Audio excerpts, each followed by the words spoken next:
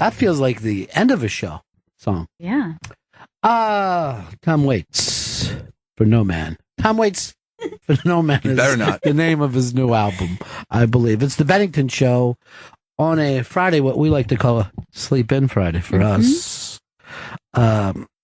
Opie did his own show today, so there's no reason for us to be hanging around. And, I'd done it a week ago, and there's still repercussions from that. What are the repercussions? Well, I was supposed to get a variety show with Fox, daily variety show where I sing and dance with different guests. Okay. And it seems like Two Brothers stole that idea from me. On. Yeah. Can't believe that. And Because they've you've done been it talking about that for a long time. Forever. For at least 3 weeks. And they gave it to Harry Connick Jr., who I don't even believe plays an instrument nor sings. This is bullshit. It doesn't make sense. He's a radio guy. I hate this. Well, you know what? Here's what I say, Chris. Yeah. Can't steal all the ideas, you know? Amy Schumer's got a big show this weekend, live from Harlem. SNL is a big deal this weekend. Tracy Morgan making his comeback.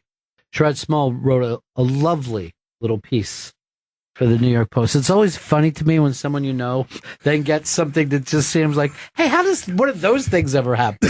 Why would the New York Post ask somebody else to write that doesn't work for them? I saw the byline. Sherrod Small. I read that paper every morning. It was really funny.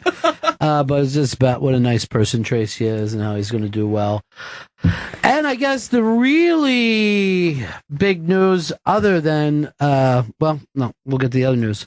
Cubs, Mets, October. What more could you want? My so Mets. Exciting. Chris, you live and die with the Mets. Love them. See your Mets hat. I ordered a Murphy jersey because I couldn't buy one. I couldn't find one, dude. Chris and I were texting constantly back and forth. Every at bat. Seriously, it was pretty constant. And then, when Murphy does that weird steal, I'm like, well, he's this generation's Pete Rose. We got it, right? And then when he jacks the fucking homer, Chris tries to give me the modern day Pete Rose. I'm like, Pete Rose could not hit a homer if he was standing on second. And then I'm like, hey, how has no baseball color guy has ever come up with that line? It was fucking great. That one belongs in the fucking baseball quotable quotes. I was so proud of it. I'm like, I'm going to sell this to John Kruk. He's buying, too. Oh, yeah. He's ready to pay. He's got that cash. And then, of course, a lot of problems over today's Smoking with Chris episode. Really? I'll just get this out of the way. He went to the top page of Periscope.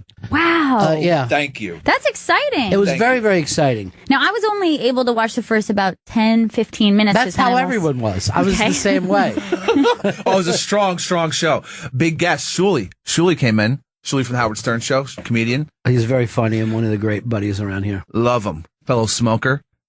Yes, that's why I want to bring this up. This was a question during Fletcher sent this in to us, the hashtag Bennington. During Smoking with Chris, this was Chris's question to Shuli. Yeah. How long of a smoker have you been? How long of a smoker have you been? What are you, fucking Amish? Didn't realize how crazy that sounds when it came out of my mouth at the time. Sounds like iambic pentameter or something. Oh, How long a smoker have you been? Redbeard had a problem with our opening song. How? By Tom Waits, because some people just aren't cool. Tim says, what is this whiny-ass song weeks? You fucking kidding me? Some people, if it's not metal, they don't know where their junior high school fucking monkey brain can go. Mm-hmm. Give me a break. People don't like Tom Waits, though. They're out there. Oh, yeah, lots of people don't like Tom Waits. I have no time for those weirdos. I know, there are certain things that I could never be friends with that person. No, you don't like Tom Waits? I don't like his voice. Well, then I don't like you. Go to hell. Right? Why didn't I ever think of that? God, you need to use that. I will. I will. There'll be more questions on Smoking with Chris. I'm going to repurpose that joke that Chris has. That I don't like you. Then you're the one who's got the gravelly voice. You're shit. All right, Bulls Lawn said, awesome choice.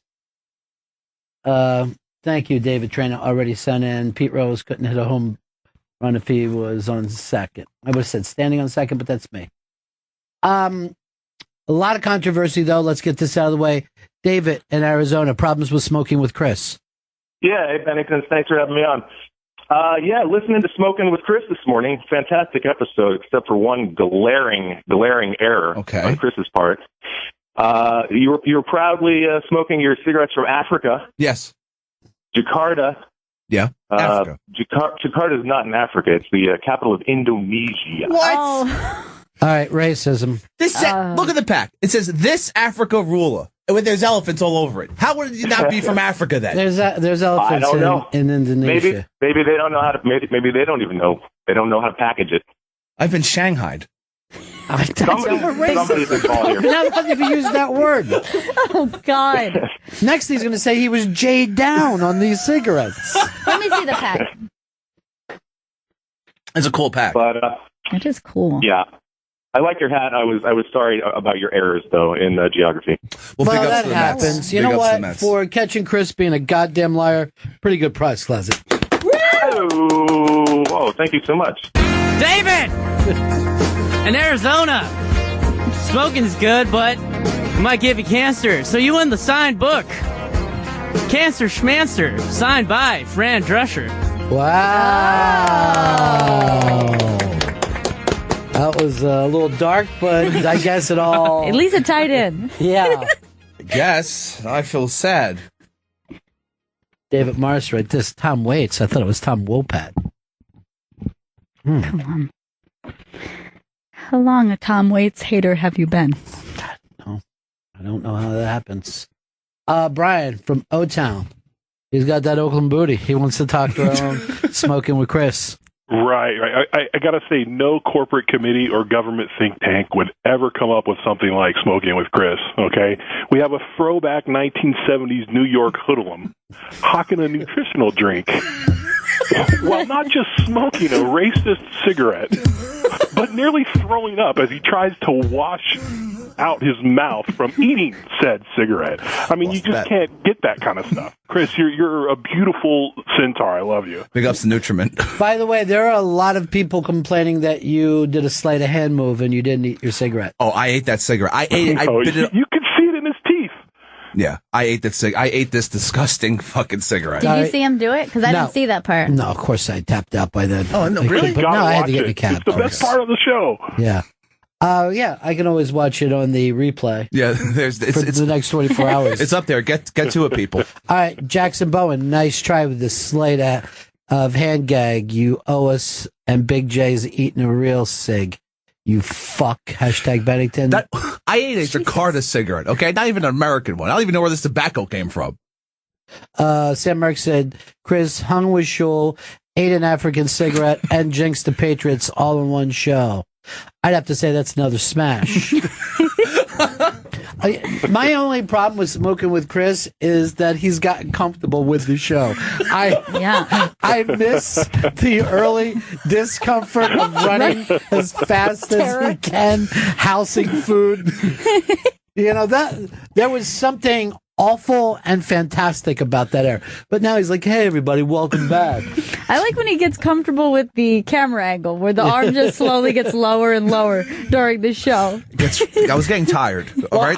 I was watching yesterday's, I forget what we call that show. Oh, it's Scope Talk Live, STL. All right, Scope Talk Live. And Chris has the camera and is in the three of us together. So he's putting it back. And his arm, it made it look like a crane shot. I'm like, how long is this fucker's animal arm? He's been accused of using a selfie stick before. Never. I would never use the length of the arm. He's got 2 selfie sticks sticking out of his shirt. No, that's a nice wingspan, dude. I should have been gone into boxing. Yeah. Yeah. Look at the reach on this guy. He gets his shit kicked out of him. Look at the reach on this guy getting bummed. He's hitting 6 feet behind the guy standing in front of him. Oh, God, that's fucking so funny.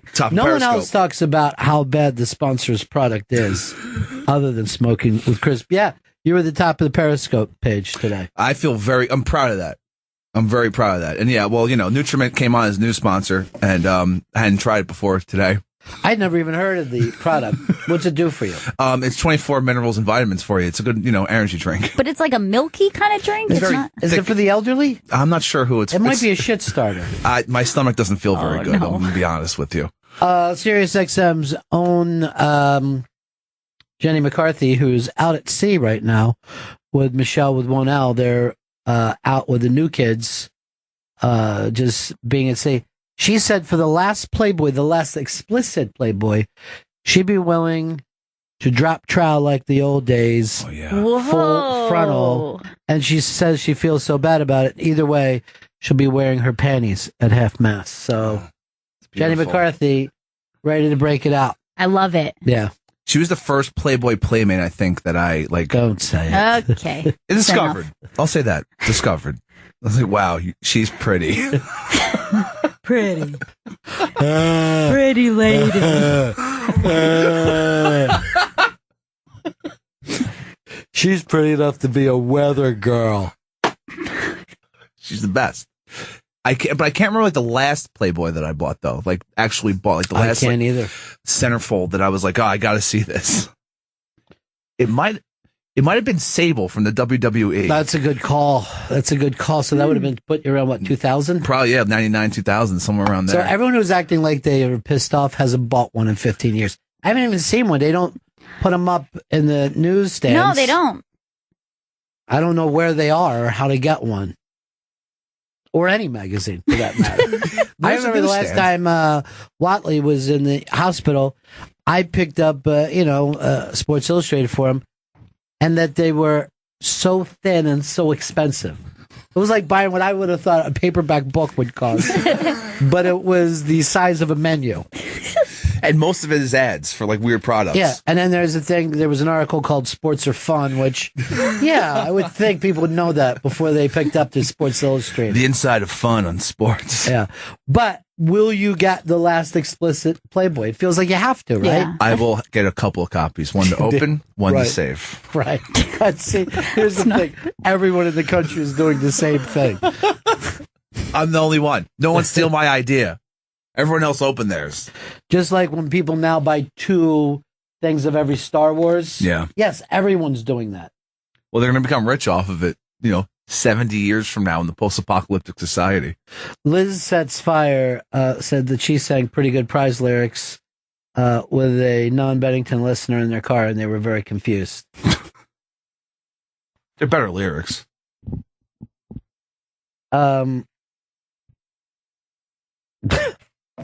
Cam says, can't believe the star of America's favorite geography-themed game show, Where's Chris, made that geography mistake. It is kind of ironic, right? It's pretty strange. Where am I?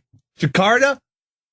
Need a last-minute Halloween costume? Everything you need for under $25 to be #Smoking with Chris. You can do it, man.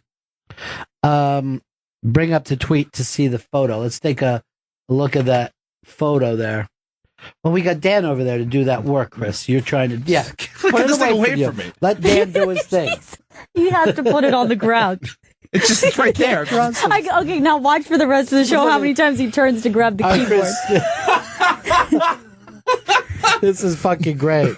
What you need? Hoodie, Old Navy, $15. Blue blocker sunglasses, eBay, $6.74. Black bandana, any dollar store, $1. Imported cigarettes via Go Pack Joe, free. Multicolor heart stickers, Etsy, $2. I like that. Brilliant. You actually had a fan stop by today. Yeah, a fan afterwards. Yeah, I was like, Smoking with Chris, what's up, dude? I was like, what the fuck? Yeah, I'm here. On this goddamn platform every Friday, 10:45 a.m. Can't believe you have fans now. I'm stopping by. It's like the Today Show. It's kind of like the Today Show, but better. Now I'm fucking pretty good prize. Pretty good prize.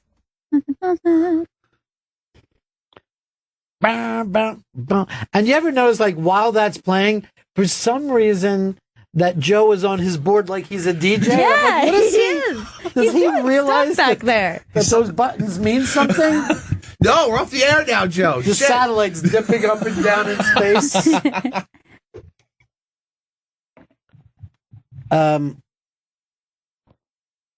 Hosp said, I just started a 3-year subscription to Playboy 4 months ago. I'm not that happy about it.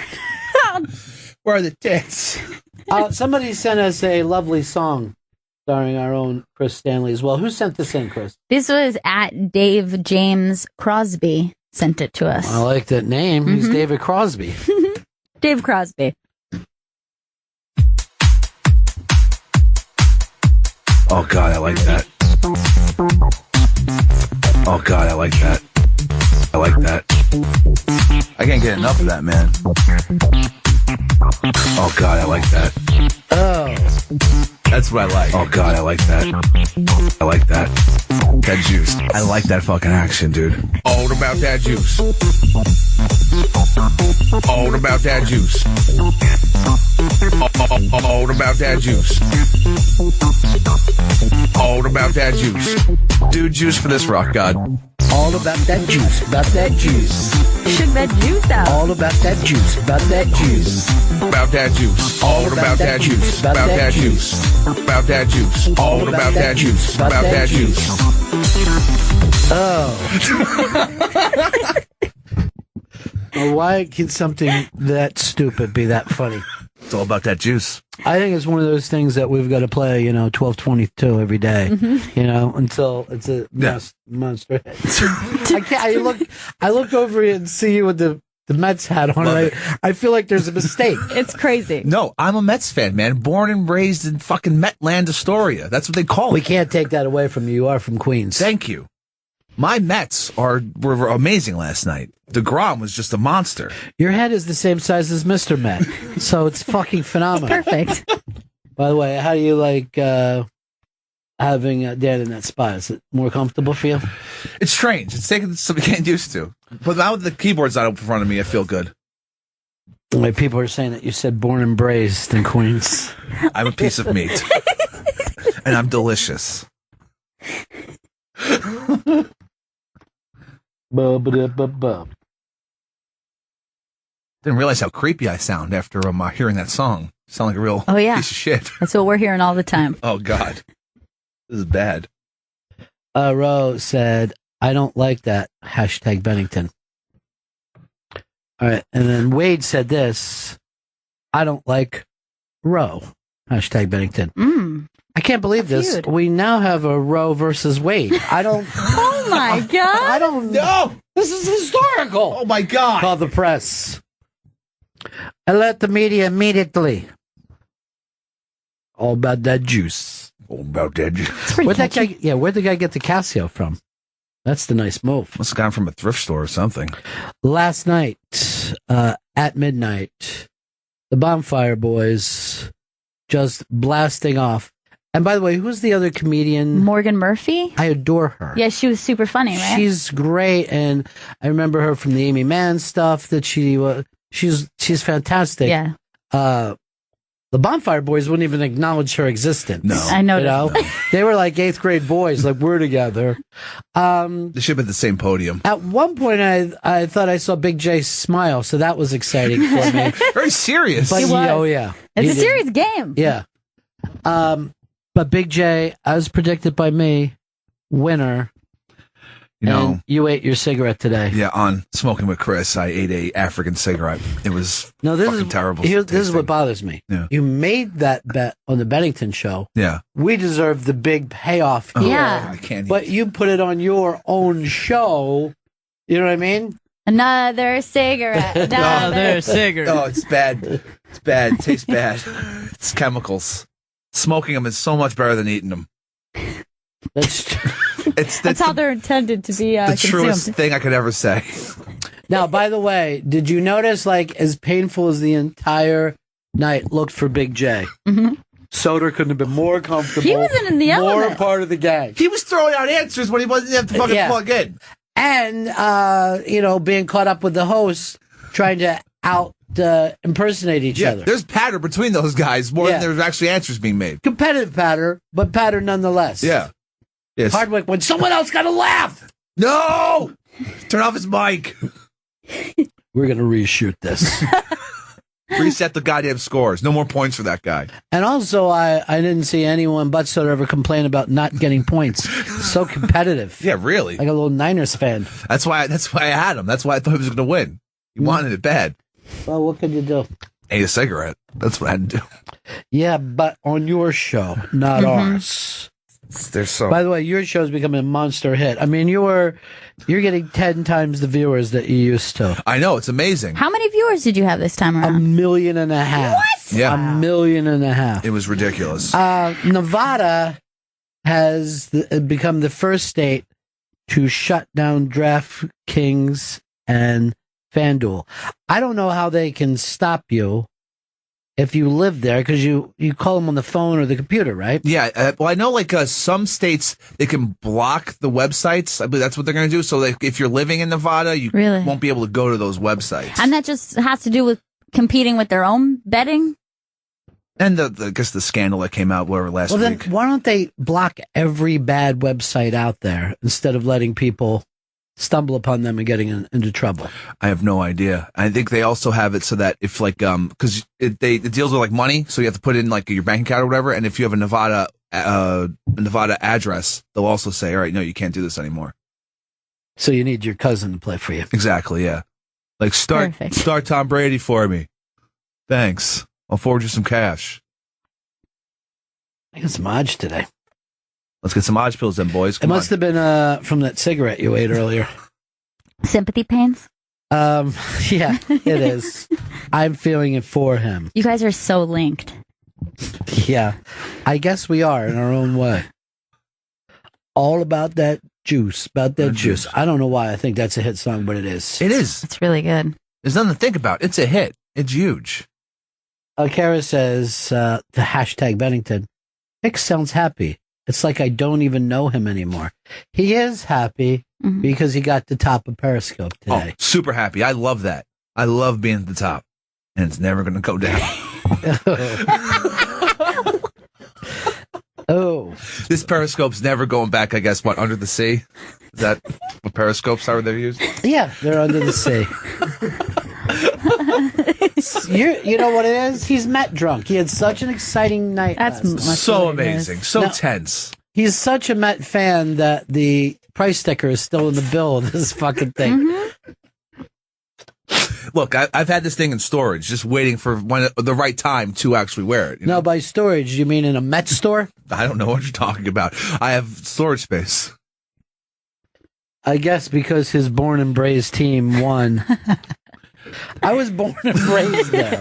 Look how juicy I am. And as we know from the song, all about that juice. About that juice.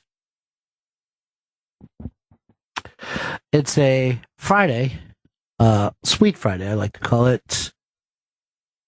Big weekend planned all the way around. Lots of fun comedy stuff this week. And who's going to miss Tracy Morgan? I mean, that would be impossible. Pure insanity. Yeah. To miss the comeback it's possible, kid. But yeah, it's totally possible. You just shouldn't. It's probably improbable for you the way you pass out.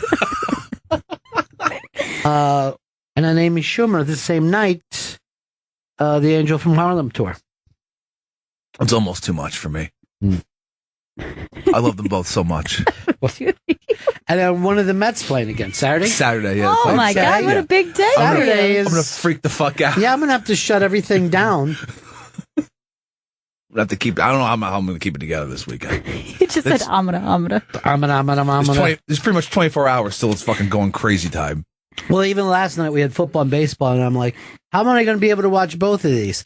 And then I remember, they're both constant commercial breaks. This should be easy. Yeah, going back and forth. And it was. I had a great grasp of what was happening in that Thursday night football game. The Falcons are a fucking joke. That's pretty much what it is. Yeah, but then what were they 4-0 before that? 5-0. They're 5-0. And they looked at against a 1-5 team, right? Yeah. Or 1-4 team at the time. Yeah, the South is just a garbage pit. That's what it is. So's the East, dude. Yeah, the South and the East. There's a lot of garbage pits in NFL. Well, at least. All right, let's face it. NFC, there's only one team, the Packers, right? Yeah. That anybody's impressed with. Yeah. Would you stop it with that Vikings fan? You're living in a dream. Chris and I have favorite teams, and we're also realists. Yeah, I'm a realist too. No, you're not. You live in a goddamn purple cloud. Yeah, and I prefer it there. What game was Prince at the other night? He was at the Minnesota Lynx game, where we brought home our third title for the WNBA in 5 years. It was a dynasty. Well, that's great for you guys. Thanks. While you're bragging about that, I'm like, Lynx, what is he talking about? No idea. I found out after we won it, personally. It's a shuffleboard team out of Minnesota. Shuffleboard team. Shuffleboard team. Shuffling. Shuffling. Yeah, shuffling along.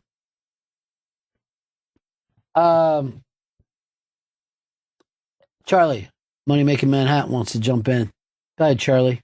Hey, Ronnie B and crew, how are you guys? Cool, man. What's up? Ronnie, quick story. I have a Bobby Bennington in my life, too. My older brother, he was a maniac.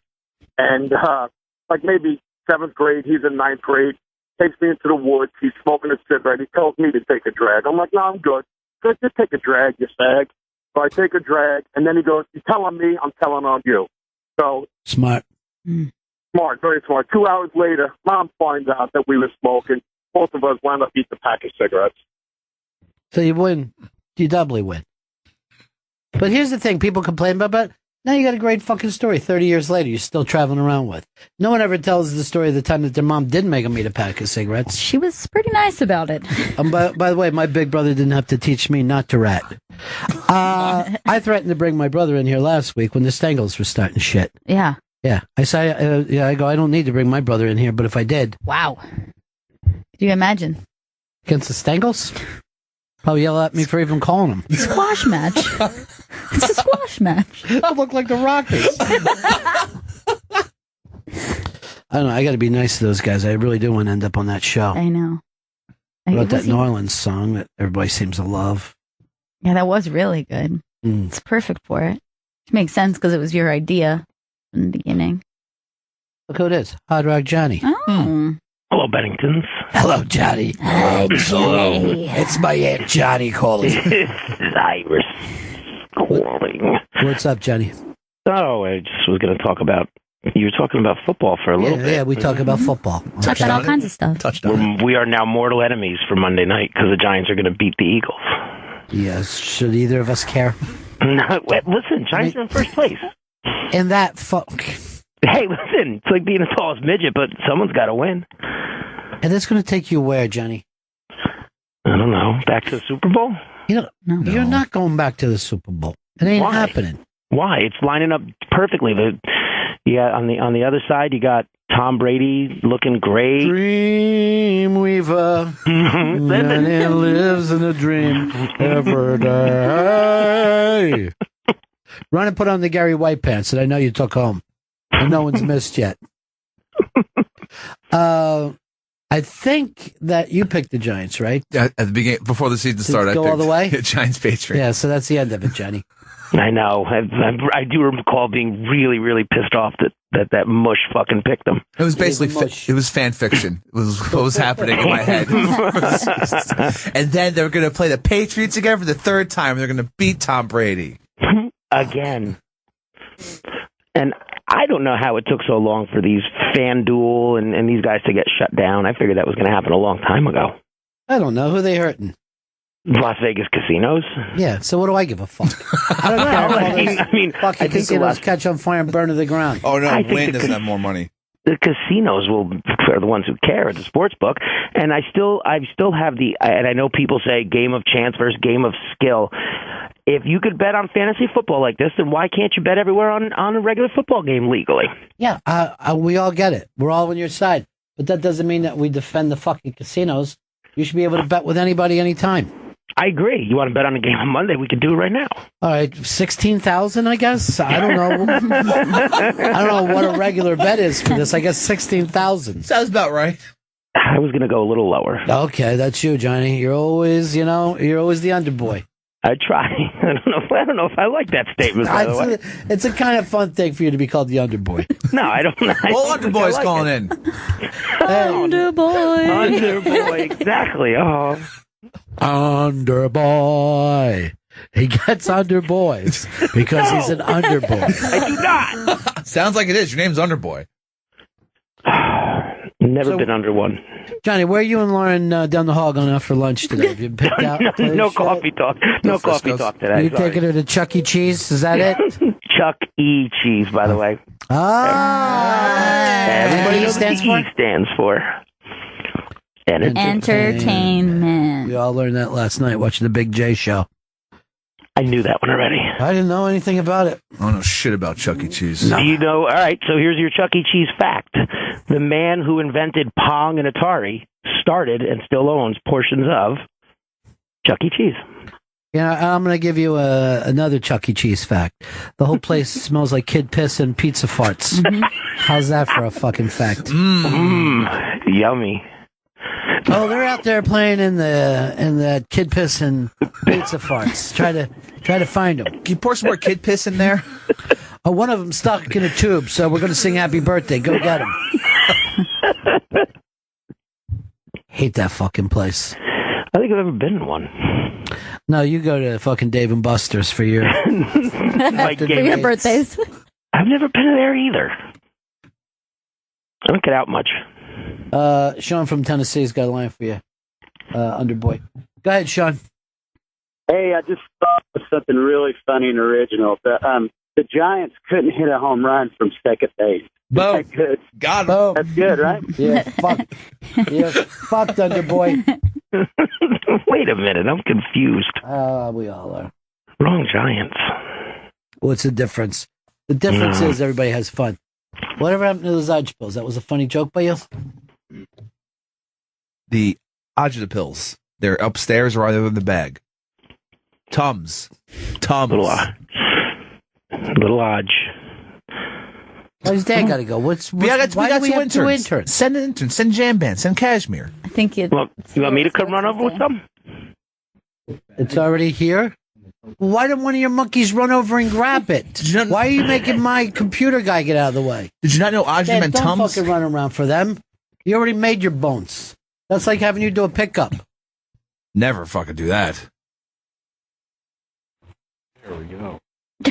I'll find him. Yes. What the Sit fuck? down, hands at the Gail. It's a team effort. Joe, you just lost your position as assistant to the executive producer. And Chris, you're fucked for not training your guys properly. Now I got a co-host looking for it during the show. Jesus Got Christ. it. Thank you. And why did Gail have to look for them, Dan? It's not supposed to be Dan's position anyway. It was a very chaotic time. He is right about that. I mean, it was madness. got really tense in here. Hold on. I'm getting soothing from the... Good. Mm-hmm. It'll do that. Let it work. It's magic. Yeah. I shouldn't have Hungarian food for breakfast anymore. It's good, though. Yeah. It's really delicious. Well, I was eating Hungarian food and checking out my investments, and it was just a rough morning for me. Oh, no. Yeah. Have some big piece of schnitzel? Yeah, well, I went big into Playboy the other day, and I don't know why. Oh, no. Yeah. Apparently, they've pulled the cunny pics. I love those. Everyone read it for the articles anyway.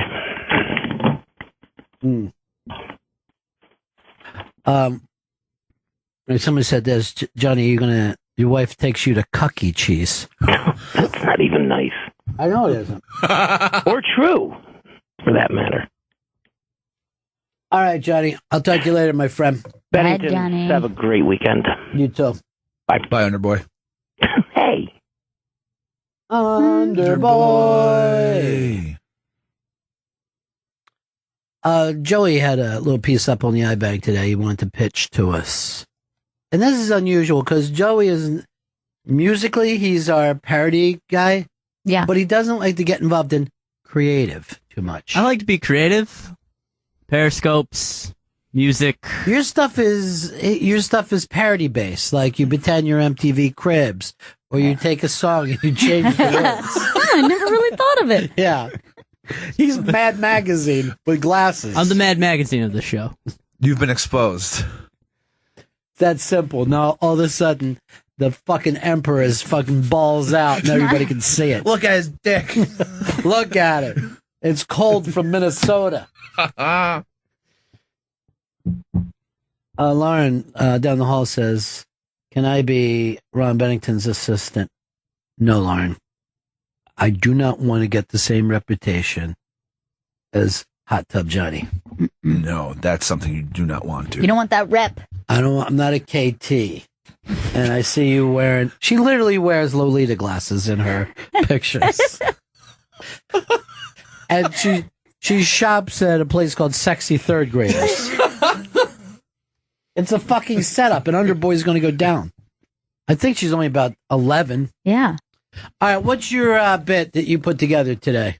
I have put together, carefully crafted, Saturday Night Live's ultimate cast and show. Oh, because we actually are at the 40-year mark now. I think it was just actually 40 years, even though they celebrated it last really? year. Yeah. So what I did, I took all these 40 years, I took the funniest cast members from each cast, and I put together the all-star cast that would allow and create the best comedy possible. All right, so are you saying that you sat down, you had a computer, and you set up the algorithm so you know who got the most laughs per minute? Or, because here's the problem with putting together a cast. It's like putting together a band. Right. You can't have two of the same kind. No, you know what I mean? Exactly. You can't have two people fighting over sketches. So I'll say this. If you took, let's say, Kristen Wiig, would you also take Gilda? Because they are somewhat of the same types. If you took Chevy Chase, would that keep you from taking a Seth Meyers? Because, you're going to use that person for that one position. So how did you think of it? Just the straight funniest, or you tried to put together the perfect cast?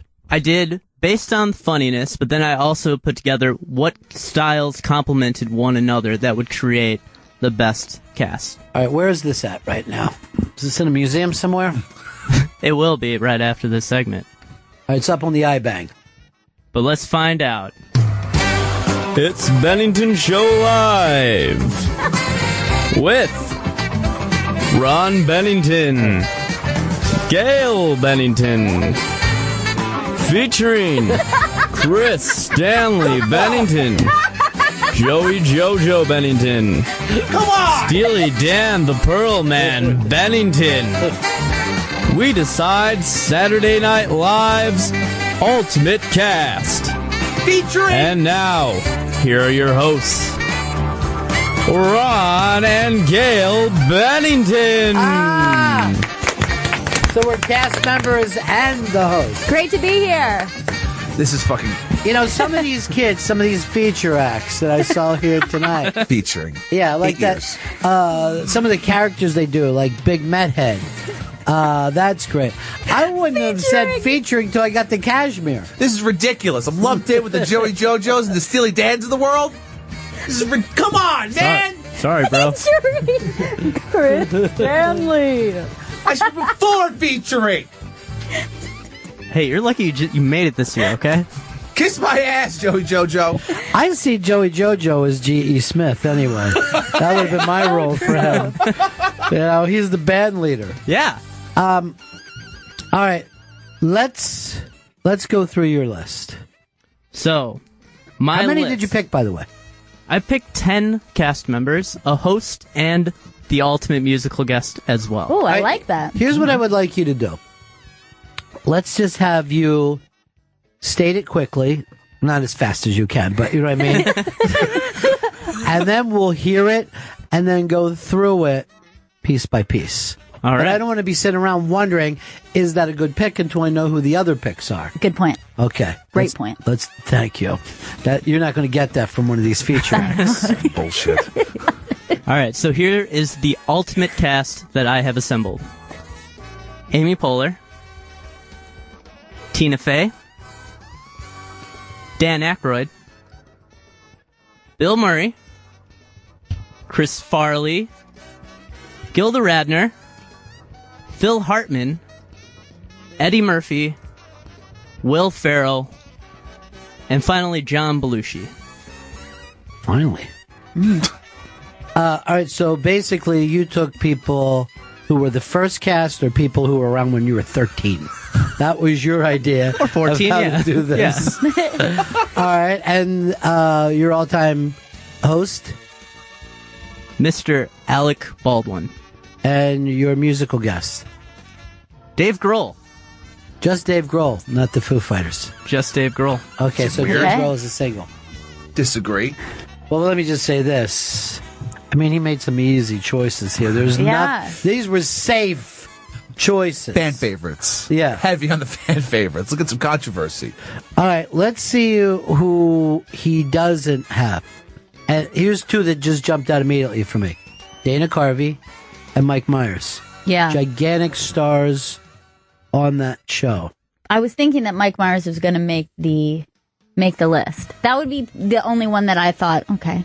Mike Myers This is crazy. is definitely the sixth man on the team. No, he's not on the team. He's not there. Say He's not Will working. Ferrell twisted his ankle, went no, down. you don't have that. If Will Ferrell twists his ankle, we just don't have a guy that week. Mike Myers is great. Now, here's the deal, though. You also have... who's your guy who does a lot of characters for you? Phil Hartman. Okay. Yeah. But then you also have Dan Aykroyd. And if there was ever two guys that are in the same exact role, Yeah. it's those two guys. And Murphy did characters, too. Well, they all do characters, but I mean, is not going to be like the lead character guy, the guy who can come in and do a lot of stuff. I don't see an issue with having two guys who can do characters. I think that would make it. You missed even my better. point. There would be an issue. We don't want people fighting over things. Yeah. Like, obviously, like in Minnesota racist, you didn't put any black women in there. Just gonna say that. Yeah. Okay, I see your point. Here's the thing. These characters. Oh, no, you'll put a wig on Eddie Murphy. And You can put a wig he's on Eddie fucking Murphy. Tina Turner. That's the kind of racism that I've hated on I that guess we're show. back to that kind of show now. Yep. I just thought, though there have been very funny black women on the show, this 10 cast members, choosing 10, you have to have these people on. All right, let's go through your 10 again. Okay. Amy Poehler. Tina Fey. All right, let's even stop there. Once we got one, do we need the other one? We're talking Yeah. all-star here. No. We do not. Who do you take over if you had to bump one of those two? I'm taking Amy Poehler. As a Amy Poehler's the one. She's Poehler. the performer. Tina Fey's the I'd writer. love to have her out writing for us, Tina. If we can Which pick is why that. I took Or her. if Sarah Palin gets elected to something. Sure. She could but I feature think that day. you've got to go Amy Poehler. Here's David in Tennessee. He's got a question for the Yeah, I didn't hear Tina Fey the first time around, but I don't hear an update guy. I don't think I heard one. But then I heard Tina Fey the second time around. Tina Fey's your update person? Tina Fey and Amy Poehler are my two update people. So you're just stealing for something that actually happened rather than going back. Who's your update guy, Chris? All time or off this list? All the time. Norm MacDonald. Gail, who's your update Colin. person? Colin Quinn? And I'm taking Dennis Miller. And I know in a post 9/11 world, we're all supposed to hate fucking Dennis Miller, but he's the stand-up who made it the position of, oh, we need a stand-up in that fucking position, not someone acting like they're an actual newscaster, but a guy who could deliver jokes. Wait, was Chevy Chase on this list? Chevy Chase is not on the list. Okay. Everybody from the first cast, but Jane and Chevy Chase, he, threw them both to the fucking Chevy street. left after 1 year, so he can't be on the cast. Well, that's not a reason not to have him because that year was the year that set everything that Chevy did. And I don't know whether I would have him there, but everything that he did set up how you're supposed to be a star on that show. Here's Vince in Delaware. Oops, hold on. Vince in Delaware. Yeah. Hey, I just wanted to say with Joey's list, he put Belushi and he put Chris Farley in the same cast together. That's kind of the same character, the same like fat, funny guy, over the top kind of guy. And he's only saying that because he couldn't put John Candy in there because John Candy did SCTV. But see, that's where, your thing is you went out and went, who are the most popular people of all time? Right. I'll put them in and make a safe choice because I'm all about fucking safety. No, I disagree with what Vince in Delaware, I don't know why I put that in quotes, just said. Chris Farley, he was much more grotesque, much more physical. So was Belushi. God. So was You're Belushi. fucking disgusting. But Belushi was more subtle, I think, in his characters. No one ever said that until Farley came along. Now, he is right, and Farley even said, I want to, I want to be Belushi. Based his life on it. Look at this scaffolding collapse in Houston. Oh, Jesus. God. It's fucking nerve-wracking. I want to sell just split in that other fucking show. It's terrible. I guess it is the cold and flu season. I'm going to agree with that when you're going Belushi and Farley, you're essentially hiring the same. You're going to have your problem is you're afraid to make the tough picks. Who do you pick between those two if you're bumping one? Not even close for me. I know who I would do. Oh. Farley's out, Belushi in. Farley out, Belushi in. I think Farley would pick the same way. It's true, he would. Now, if anything happens to John, we'll have a guy just waiting on the wings. No, you can't have that. Blaine and Alberta. Blaine. Hey, I was going to mention his pick of host. I don't know how someone cannot pick Christopher Walken. Yeah, I mean, the host thing is interesting because obviously it's going to break down to, the popular hosts do come back a lot. Yeah. As long as it's not Justin Timberlake, I'm happy. I still think I would go Alec Baldwin, though, over I think Walken. Steve Martin. Anybody ever hear of him before? Yeah. I mean, he did it in every fucking decade. Steve Martin was there for the biggest show of the 70s, biggest show of the 80s, biggest show of the 90s, and so on and so on and so on. I took Alec Baldwin because, one, the numbers. He's hosted it one more time than Steve Martin. So what? Two, that's not what we pick by. Chris, you don't have to get so angry. No, he does. I'm going to say that. He does have to get this angry. I'm all juiced up, Joe. I'm a fucking featured player? Come on. You put Farley and Belushi in? Okay, but Steve Martin also hosted many of his hosting jobs at a time when SNL was in its infancy with the first cast still. Yes, that's what made it. Yeah. The biggest show that they ever did was, numbers-wise, Steve Martin as the host, the Rolling Stones, I believe, or the Blues Brothers as the musical guest. Alec Baldwin, though, did it at a time when the show was more established, which I think is a little bit more impressive in the sense that, like, he came back again and again and again after this whole formula with several different casts passing already. You could have said the same thing about Tom Hanks. Yeah, but I didn't. That's true. All right, he got me there. Wow. The fact is, he did get me there. Debate master. Yeah, points. He's good. Yeah. He makes great points. That's good. I like to turn that into a song. I'm going to. Turn everything into a song, would you please? Everything we say and do. He makes great points. He makes great points. That would be my musical guest, by the way. Not Jane's Addiction, Porno for Pyros. And you're doing that song twice. Yeah. I did. No one's ever done that before. But has anyone ever done the show just once and crushed it? Because I can think of people who, like, I was excited about, then, and I believe they only did the show one time. I'm going to go back to a quieter pre 9/11 time and say Mr. Kevin Spacey did the show, and it fucking destroyed because he did all of his impressions, and you didn't know them. You didn't necessarily know he could do a great Jack Lemmon. You know, that was a fun show. I'm surprised Joe didn't put Martin as his top guest. I'm surprised you're a Mets fan today, Chris. All right, come on. Hey, you know what? Let's forget you guys are friends. First of all, you know, this is your family, okay? Yes. You're right. You're friends and family. You're my family, Chris. All right, let's calm it down then. Both feature acts. I would still say Alec Baldwin. You feature acts need to be here for each other. Come on, you're close. You're feature acts. This is bullshit. Jerry in Atlanta. Hello. Betty White.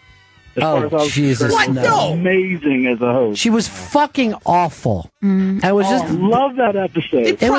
It was just the gay mafia pushing her down on everyone, and it was supposed to be ironic. Didn't Ed Norton do like a surprisingly good host once? Like he did a lot of characters yes, too. Yes, he did. Now he's tied in with FanDuel, and I'm worried about him. Yeah.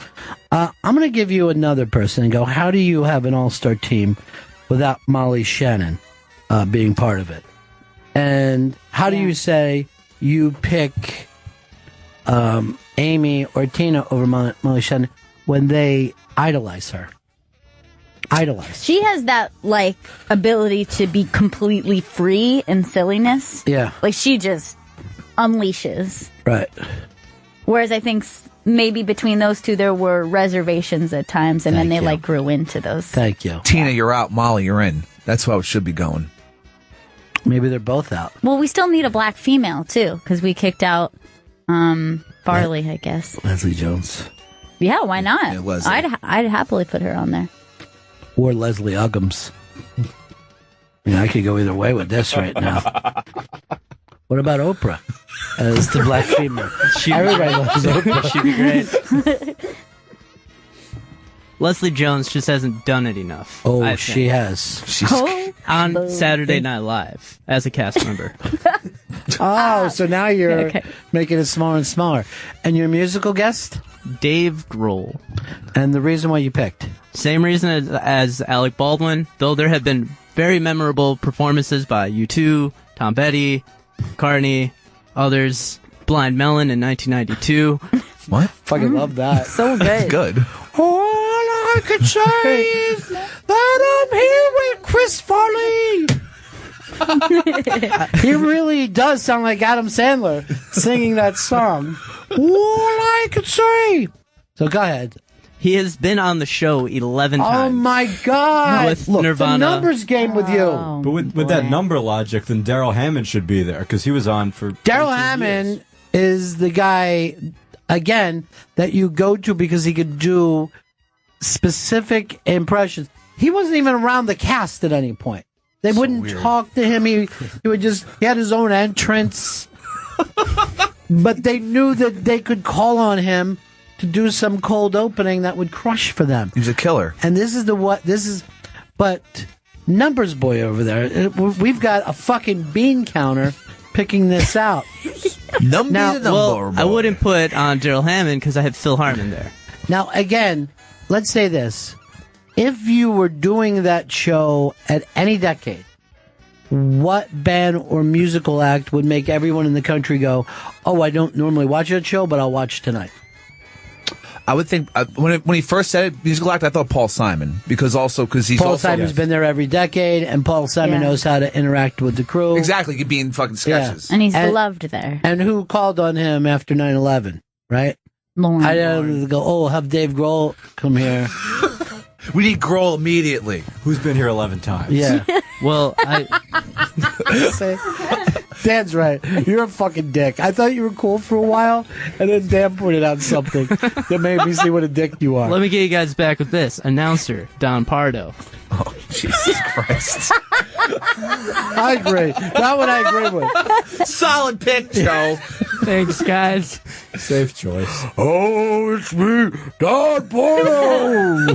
I get paid for this. Featuring Chris Stanley, the Dick. Fucking Pardo again. Here's my featurettes. Here's my reasoning, though. He did it the longest. Do you still have your switchblade? Yep. Push it into him. No problem. Push it real good. All right, Gail, who's somebody not on the list that you feel has to be there? The first one that came to mind was Myers. I think that's the definite. It's a definitive. Yeah. I mean, that kid hit the long ball, became a movie star while it was happening. Had a movie that did well with a character that's very rare, Yeah. from SNL.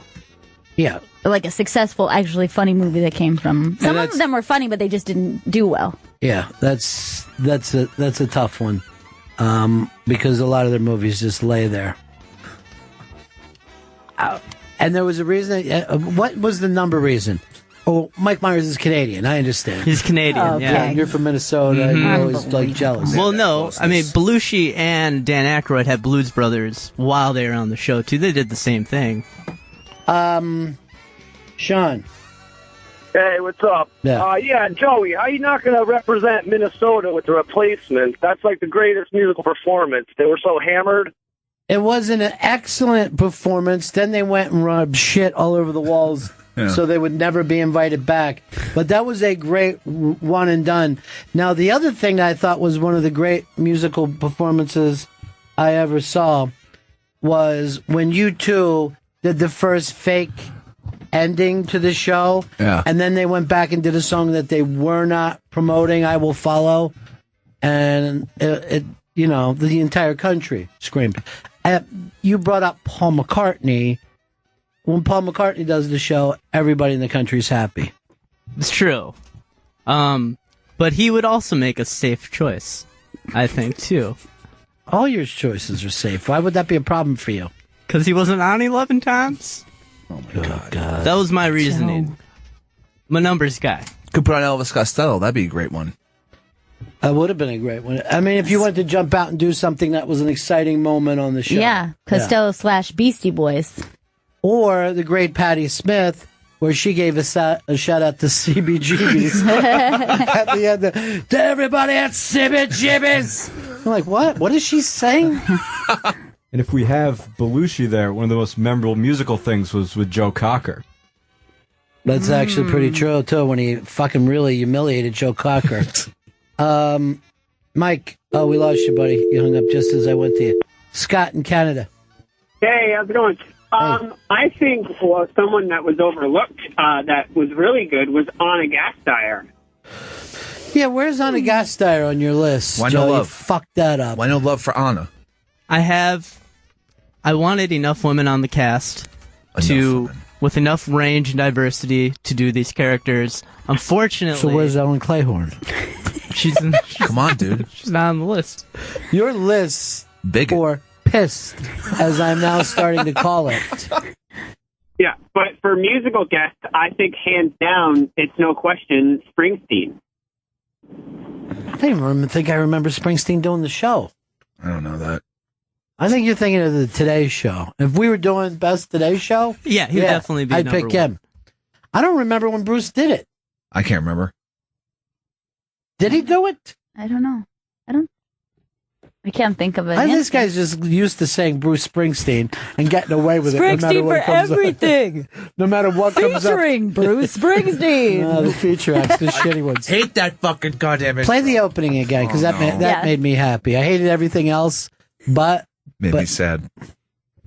It's Bennington Show Live with Ron Bennington, Gail Bennington, featuring Chris Stanley Bennington, Joey Jojo Bennington, Steely Dan the Pearl Man Bennington. We Decide Saturday Night Live's Ultimate Cast. And now, here are your hosts, Ron and Gail Bennington. Oh, thank you. Wow. Great Pardo impression. What a show we got lined up for you. Our musical guest is Ellen Clayhorn. That should be great. Springsteen did this show twice, by the way. When? What songs did he do? What did he do? He was there in 92 and 2002. So that's his best years. Yeah. He did You're Missing. Yeah. Lonesome Day. Thanks. You're welcome. Those are the songs people want to hear when they go to a Springsteen show. Brought out the hits. By the way, Eric Nagel shouldn't be a feature player. Just thank him during the curtain call right as NBC cuts to Showtime at the Apollo. Oh! E-Rock! What the fuck? Crushed. This is a bad day for you, kid. Oh, no. Yeah, you can never come in as too safe. It would have been better to see you have radical picks all over the place. All right. We'll get ready for my Mad TV cast that I'll have next week. Never be a pleaser. That's the other thing. You're just trying now to jump in. You can't win with us. I thought I carefully When are you gonna learn that? crafted this list to, like Bill Murray. You have to have him on because he's so funny. Yes, we are all going to agree. Bill Murray belongs on the list. Gilda, you have to have her on. Here's the slam dunks, no matter who you're doing. You got to have Bill Murray, and you got to have Eddie Murphy. That's it. Not Gilda, you don't think? No, I don't think Gilda is 100%. I think Gilda's in the 90s. But you're talking about like first ballot, can't even debate those two guys. Because those two guys saved the show at different times. Now, do you do Gilda over Kristen Wiig? Because that's obviously the same spot. No, I think Kristen Wiig has to come very, very... I think she needs to be on that show because she carried the show on her shoulders for years. She did, yeah. But carried it uphill. You talk about somebody who, when they went out, the fucking country was crying. Yeah. And who was singing to her? Not fucking Dave Grohl. Mick Jagger, the motherfucking Rolling Stones, Joe. You get that, a Joe? A band that you have slighted so many times in the past. God, you hate them. Just say you hate them. No. I put Gilda on the list. One, because she's versatile. She can play old, young, sexy, nerdy. But also, let me finish. Fuck her. I'll fucking snap. Seriously, I'll snap your fucking neck like it's a breadstick. Here's my knife. Sorry. Oh, I don't need a knife. Please. I'll fucking tear into him with a thumbnail. I'm very passionate about this. But I also fell madly in love with her. And if I'm Lauren Michaels in this situation, I want to hang out with her every week. She's dead, you sick fuck. What are you going to do? What are you going to do, buddy, huh? Bang a corpse? Well... You just fucking disgusted me.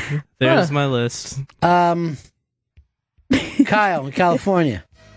Joey Jojo, you're from Minnesota, and you're not going to make Prince the ultimate musical guest on SNL. The last performance that Prince did on SNL was amazing. It was really good. It was unbelievable. But here's the thing, Kyle.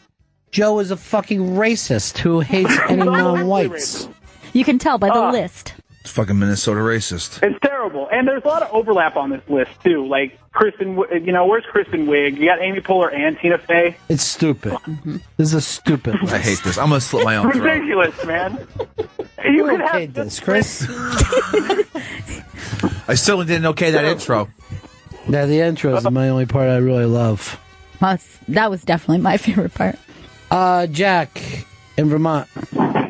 Oh, hey, what's going on, y'all? All-American show. You're going to have the All-American band. They're on there twice.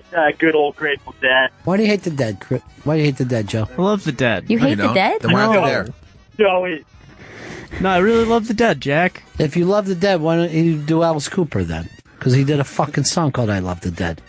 Or did you forget that, too? I forgot that. Sorry. Where was the Dead in your list? 19th. All right, let's do the anti-Joe list right now. Joe List. Yeah, Joe List. By the way, his half-hour comedy hour, which seems like a ridiculous title, is in a week from Saturday. Yes. October 24th on Comedy Central. October 24th at midnight. And who else is he doing it with? With Sam Morril. Sam Morril. Sam's is very dark. Joe's is very light. So it should be a fun hour. The yin and yang of comedy. I didn't even think of that. That's good, Chris. I wonder why you're still a feature. Me too. I'm wondering that myself. Maybe because you're a yeller. Oh, okay. You know, old yeller is not the way to go. Don't put a bolt in me. All right, this isn't Smoking with Chris. You're not outside. And you know what? Next week, let's have some movement. Let's get the movement back. Very, very stationary. Don't worry. Run and gun week next week. Cody in Houston. Hey, Ron. Hey, Gail. Hey. Feature. Screw you. Hey, be nice. I was going to say, the musical guest, you should go to JP, Justin Timberlake. You can also be in the sketches.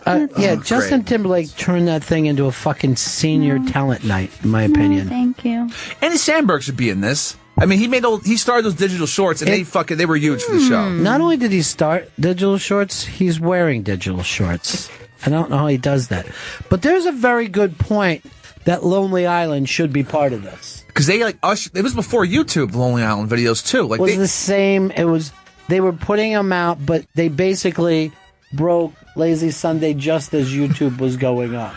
And that was that. Like now, it's like the digital shorts are what people love. Like they pass them around, and for years it's been going on. So Samberg and Lonely Island need to be in, Joe. Again, your list blows. Also, why did you have to just pick 10? What was the? Why didn't you pick 20? and we'd all be satisfied. It's true.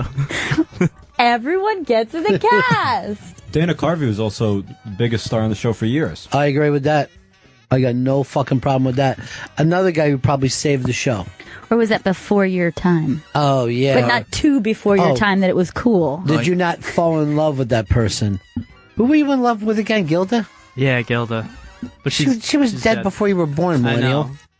I know, but I'm just saying, watching old clips, going through the material. There's one skit she had called the Julie Miller Show. Yes, it's fucking amazing. They don't do this today on First of all, today's it's Judy. SNL. Yeah. It's Judy Miller. Yeah. Yeah, they don't do it because Gilda did it years ago. Well, no, what I was going to say is that they don't do this now. That whole skit is just her, no one else, and she carries it for 5 minutes, and it doesn't even feel like 5 minutes. Now they just load skits with celebrities and cast members. Look, if we're just going to do people we wanted to bone when we were kids, I'm going to put Bo Derek on the list. She can go. I think Bo She can Derek, go on. Alyssa Milano is in there. Teen's Theme? Teen's She Theme. old enough? Check her. Your list is so fucking garbage. And you're garbage, sir. Oh, no. Jim. Show, guys. Hey. And girl. It's probably just my age, but I think the best musical guest is Paul Simon and George Harrison. George Harrison? Yeah, George Harrison was on with Paul Simon. Yeah, it was a very exciting... That was one of those nights, too, that made people go, wait, this is an important show. They've got a Beatle. Yeah. They've got a Beatle on it. No one could believe it. And that's also something I like that they won't do anymore, is they will bring people out to kind of jam together to do each other's shows, very much like Daryl's House does now. But now you can't do that show unless you got this week's #1 hit. And some fucking beer company or record company is going to pay to have you come on. But back then you could say, oh, this person's coming out with them. Different. It's a different It thing. was spontaneous. It was great. Now it's like, oh, Rihanna's on again. I guess bitch better have my money. Yeah. Oh, Kanye's here. Yeah. He's fucking just dancing inside his sheet. This is something, isn't it?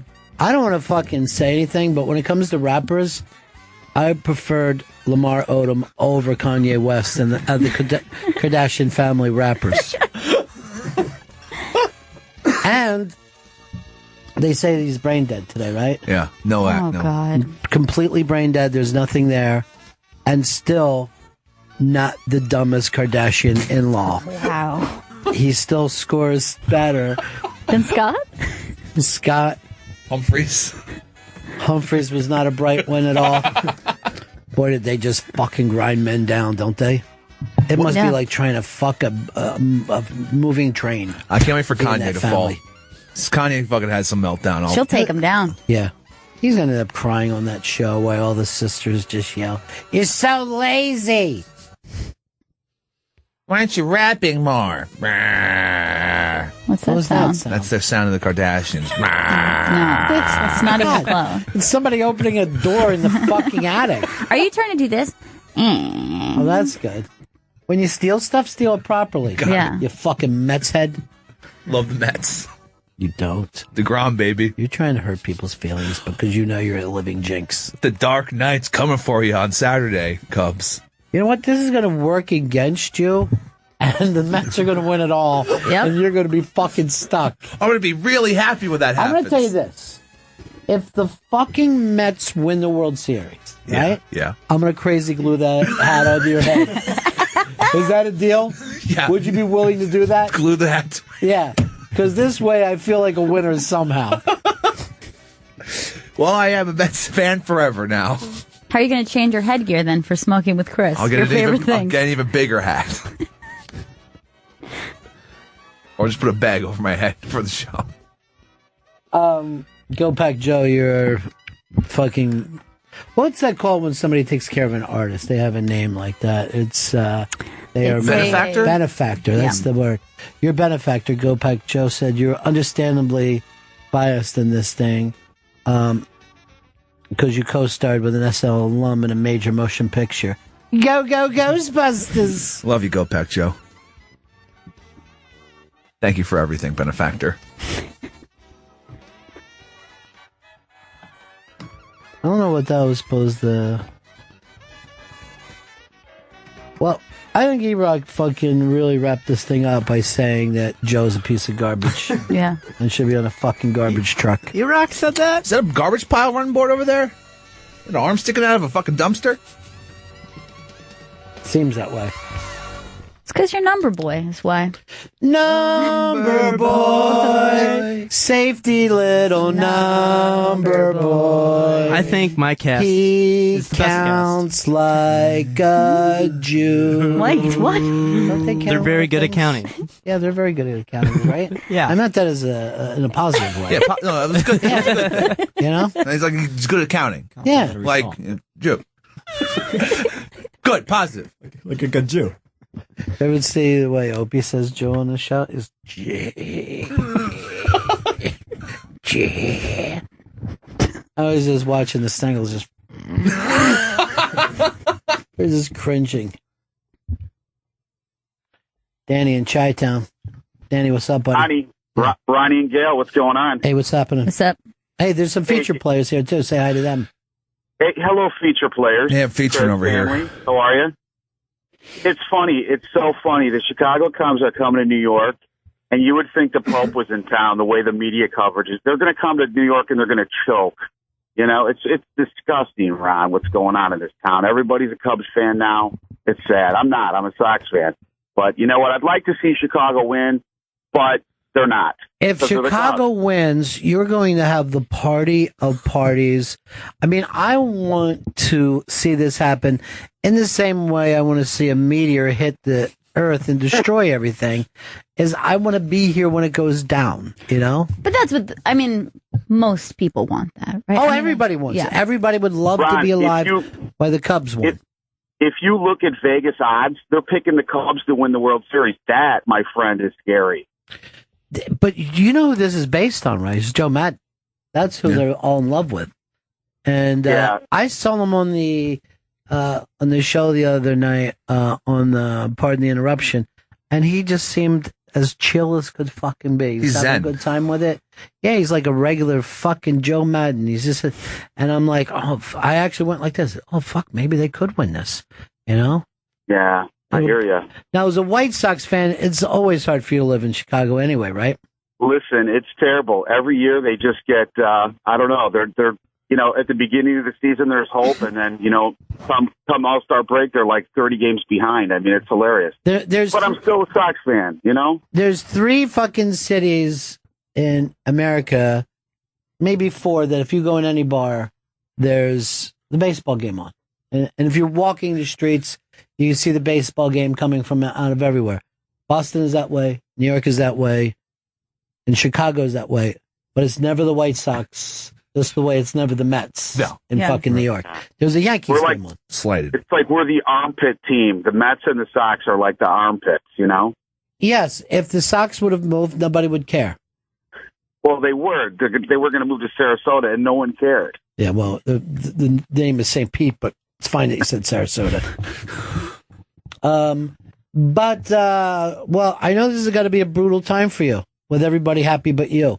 No, you know what? I'm happy for the city. I'm not a hater. You know what I'm saying? Right. It's good. It's good camaraderie. You know, but I'm not jumping on the bandwagon. You know, I'd like to see them do it just because statistically the odds are against them because they're the Cubs.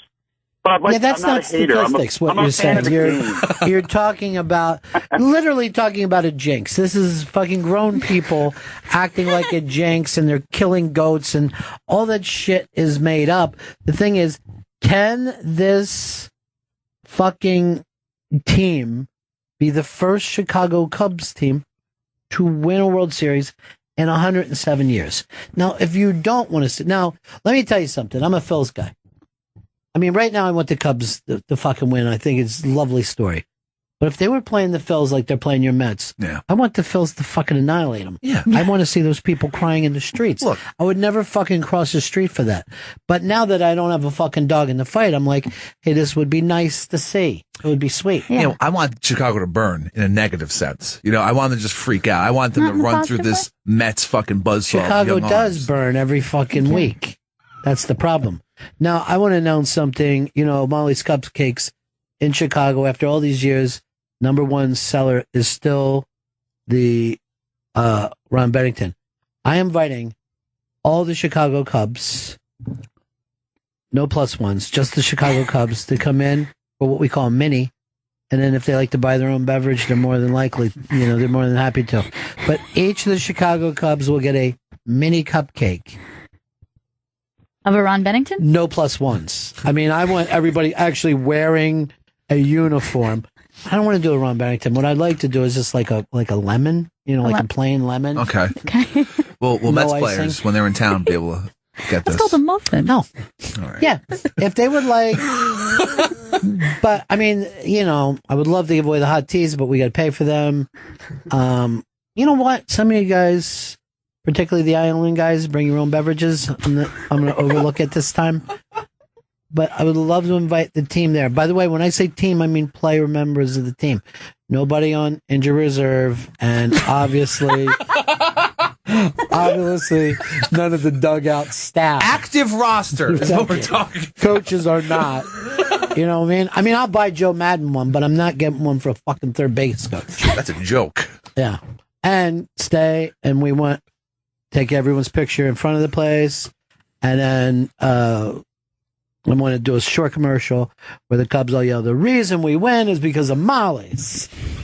Something like that. Yeah. Yeah. A little bit of production. There's 2 winners, Molly's Cupcakes and even the Cubs. Maybe even if we don't win, don't blame Molly's. They've got the Ron Bennington Cupcake. Still number 1 after all these years. Something like that. Yeah. I get the scripts to these guys. Yeah. And I'd also like to get Sweetness's widow there. And just to have her say, if my husband was still alive, I bet he'd enjoy the Ron Bennington Cupcake at Molly's. And then that'll immediately be taken out of her hands and resold. Good, yeah, because, Well, she's not a player. Yeah, Sweetness is, if past. he was, yeah. Could we temporarily change the name to Cupcake? I like that. Nice. Might even put out a cupcake for the next couple weeks. Get Mike on that. See if he wants to make cupcakes. And don't make it look like a bandwagon thing. Just say, as we've announced many years ago, we are finally putting out the cupcake. The 15th year in a row, the cupcake. And it's made out of actual bear. Like a bear that you put in the blender. You chew it up, people have it. And then we say, if you don't eat this, the Cubs will lose. We jack the fucking prices up like never before. Is it savory then?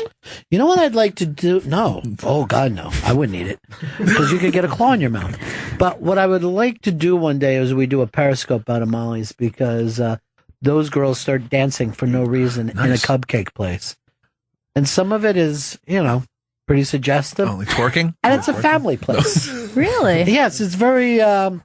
I heard it's like The Grind, the old MTV show. Oh, I loved The Grind. That you remember Eric from The Grind. I loved The Grind. Wait a minute, you look like Eric who let himself go. Remember, what did he come from? Eric from The Grind. He came from. Did he come from their little biography show, where they all lived in the house? Real World? Oh yeah. Was he a no, Real World? actually, he might have been a Road Rulers. Oh, that's Not shocking.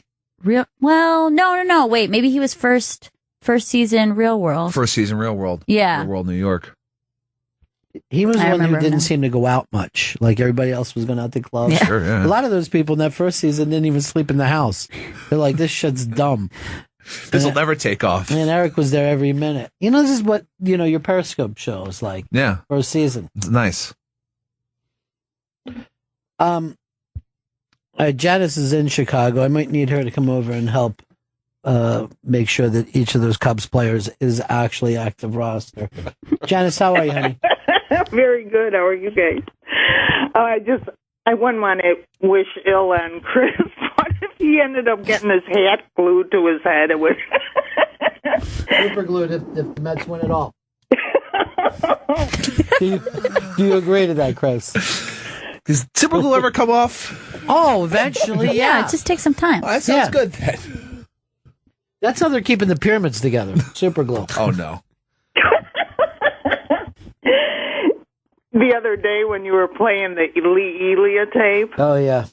the funniest part to me is when you hear the vacuum kick in. That's funny. You guys vacuuming in the background. We got to get out of here, late.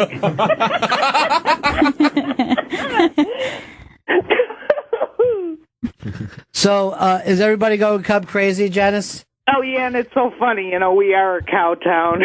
Yeah. They were following the buses to the airport in the helicopter. Of course they were. There they go. Off This matters to all of us here in Chicago. Everybody is just, I can't imagine the excitement level in this. Because here's the thing about Chicago. Oddly enough, as bad as they've been for 107 years, they've always filled that stadium. And those people would burn the fucking city down if they tried to get a new, better stadium. They want to be there in that piss-smelling old joint. I like the old joints. The new Yankee Stadium isn't as fun. Oh, by the way, this was the best thing last night. Because remember, I told you I was in a text rant with him. Yes. But remember when the last thing, everybody in Dodger Stadium was standing up except for one person. And I'm texting it to Chris. And you didn't even know that he was there. Didn't even realize I go, everyone is standing up but Larry King. And Larry King is sitting behind a home plate. And everybody's going nuts, but him. He's just looking like Larry King. It was so fucking funny. As soon as you texted me that, it was like a close-up of the batter going to the back. Like, holy shit, that is fucking Larry King. That's all I could look at for the rest of the fucking game. Then during the last batter, you see Larry just stand up and start to slowly put on his jacket. And the whole thing wasn't excitement, but I better get this jacket on because everybody's going to want to leave. Make good time. I hope we stop for deli on the way home. You know you will, Larry. Curiosity, that's the trait I bring. Curiosity. So, what is a surfboard? Could you surf on anything besides water? No, Larry. Lava? Have you tried it? Nipsey Russell said something that was very interesting back in 1954. So who are going to be the Cubs? I mean, Bill Murray's got to come home for this, right? Oh, 100%. Yeah, there's no way he's not going to be there. Bill Murray's got to be there. Unfortunately, Jim Belushi will be a big part of this. Gotta jump on. Yeah, got to jump on. John would love this. Yeah, It's been so fun too. They had the whole ground crew once singing the 7th inning stretch. Oh wow, who will they come back to sing? I hope they bring Styx out to sing. And they do. It's the original Styx all back together. Oh my God! And then out of nowhere, in the middle of the national anthem, he just goes this, "Lady, Yes! the song's really cheesy. It's opera for a modern day kid. You're mine." Has there ever been a woman in history that is happy when someone says, "And this is my lady"? No, no one is happy with that. This is my very special lady. If someone says to you, too, they're like, "Yeah, I'd love to have you stop over, and please bring your lady." And you go, "Now I changed my mind. You're a creep." Yeah, it sounds like some weird swapping thing. My lady will be here as well. Oh, so everyone's a lady now. What are we, in Old Britain? Is that where we're fucking going with this? Although a milady is fine. Milady? And this is milady. What was that song? Milady. Milady. It's fucking driving me crazy. Is that the 90s? Come, my lady. Come, my lady. You're my butterfly. Sugar, baby. Let's break, and, this will give us a chance to launch Janice back out into the Chicagoland. And also, can I tell you how much I love the GPS you did? Oh, that's great. It was fantastic. You can still listen to that on demand as we're putting together the next one. That's right. Yeah. Very cool. Yeah, I'm a little nervous about this one because the city we've picked, Scranton, Pennsylvania, does not have... You don't have a lot right now. Not a deep scene. I mean, yeah, there's people to go with, but tricky. Not as deep. And then you got to pick what era, and that's hard. That is hard. So far, every act has an accordion. So, a little nervous. You're my lady. Talk to you in just a second. This is Bennington. It's Mets time of the year. Hell yeah. We've got a guest coming up, Aaron Berg, who's a very, very funny man. His book of American Etiquette book launch and stand-up show is coming to The Stand in New York City this Monday, October 19th, 8 p.m. He's a big Mets fan. Our own Vito, big Mets fan. And you were at McFadden's last night where they kept cutting to? Yeah.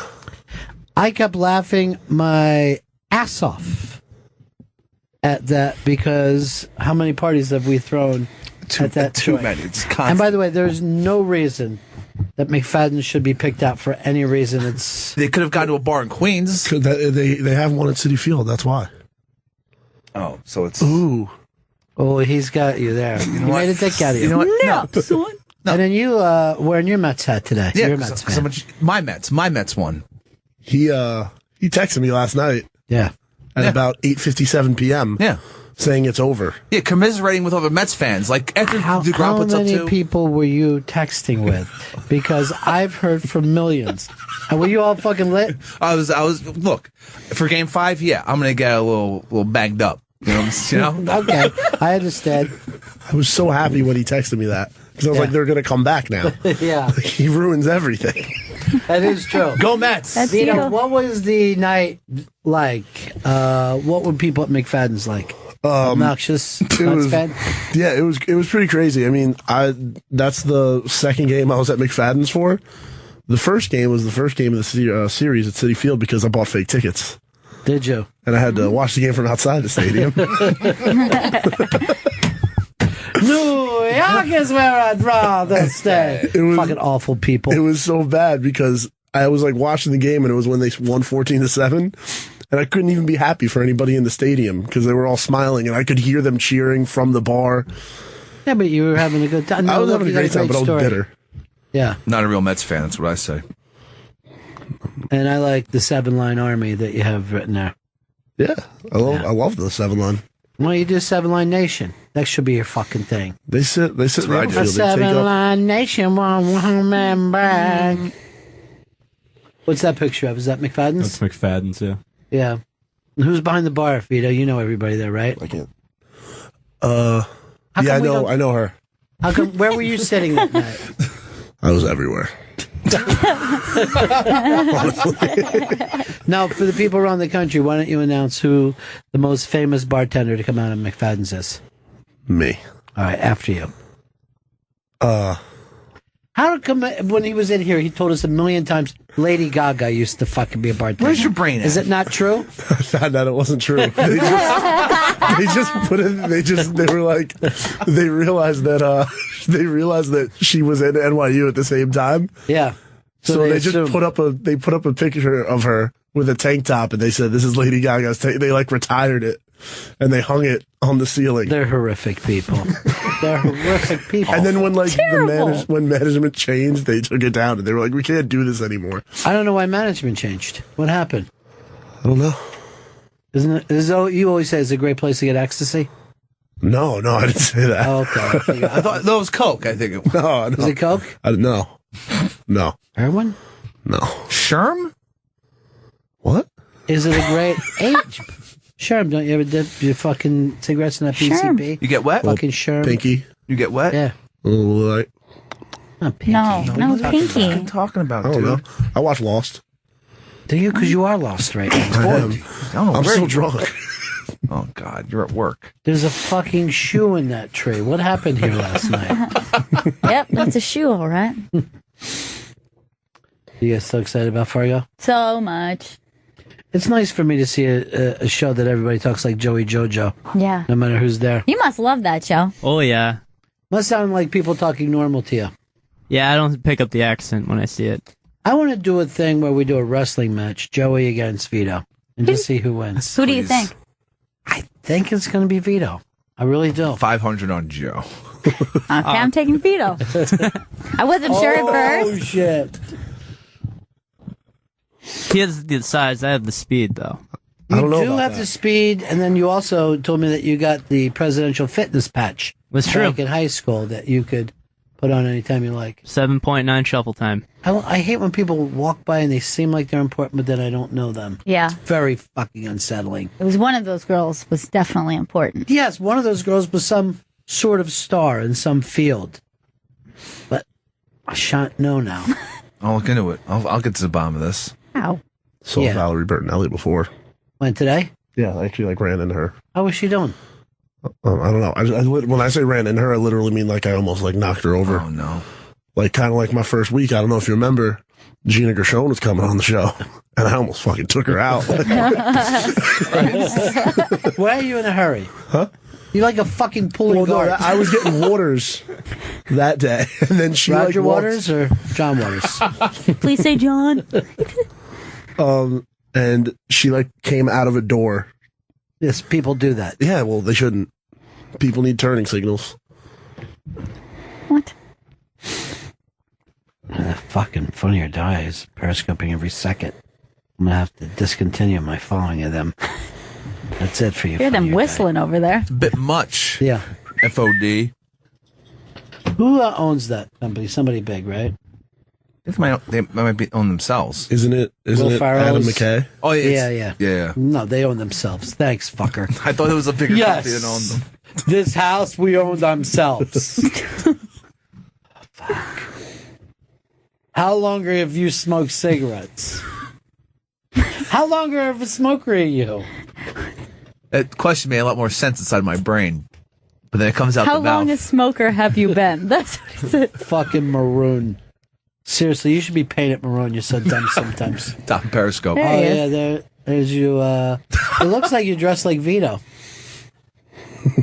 Vito's dressed like me. Remember the year that you came dressed as fucking Chris and Chris cried like a little bitch? I was like, what are you doing? Why are you dressed like me? Now What's going on? Crack the code on the perfect costume. Yeah, there is the perfect Stanley smoking with Chris costume. Maybe I'll be three faces of Chris. That'd be fucking great. At least you guys are Mets fans together now. You got a lot in common. That's what I like to say. I'm so mad. Why? Were you mad because the Mets won? They're I'm mad that you were about to in a beat the Mets Cubs? DeGrom, baby. It. DeGrom did it. Actually, some guy came up to me and said some shit to me today on my way to work. Like what? Some guy was like, bet you haven't been wearing that shirt all year. You saw how fuck you up right here in the middle of the That's street. what I said. Seven-line army. I said I'll literally kill you.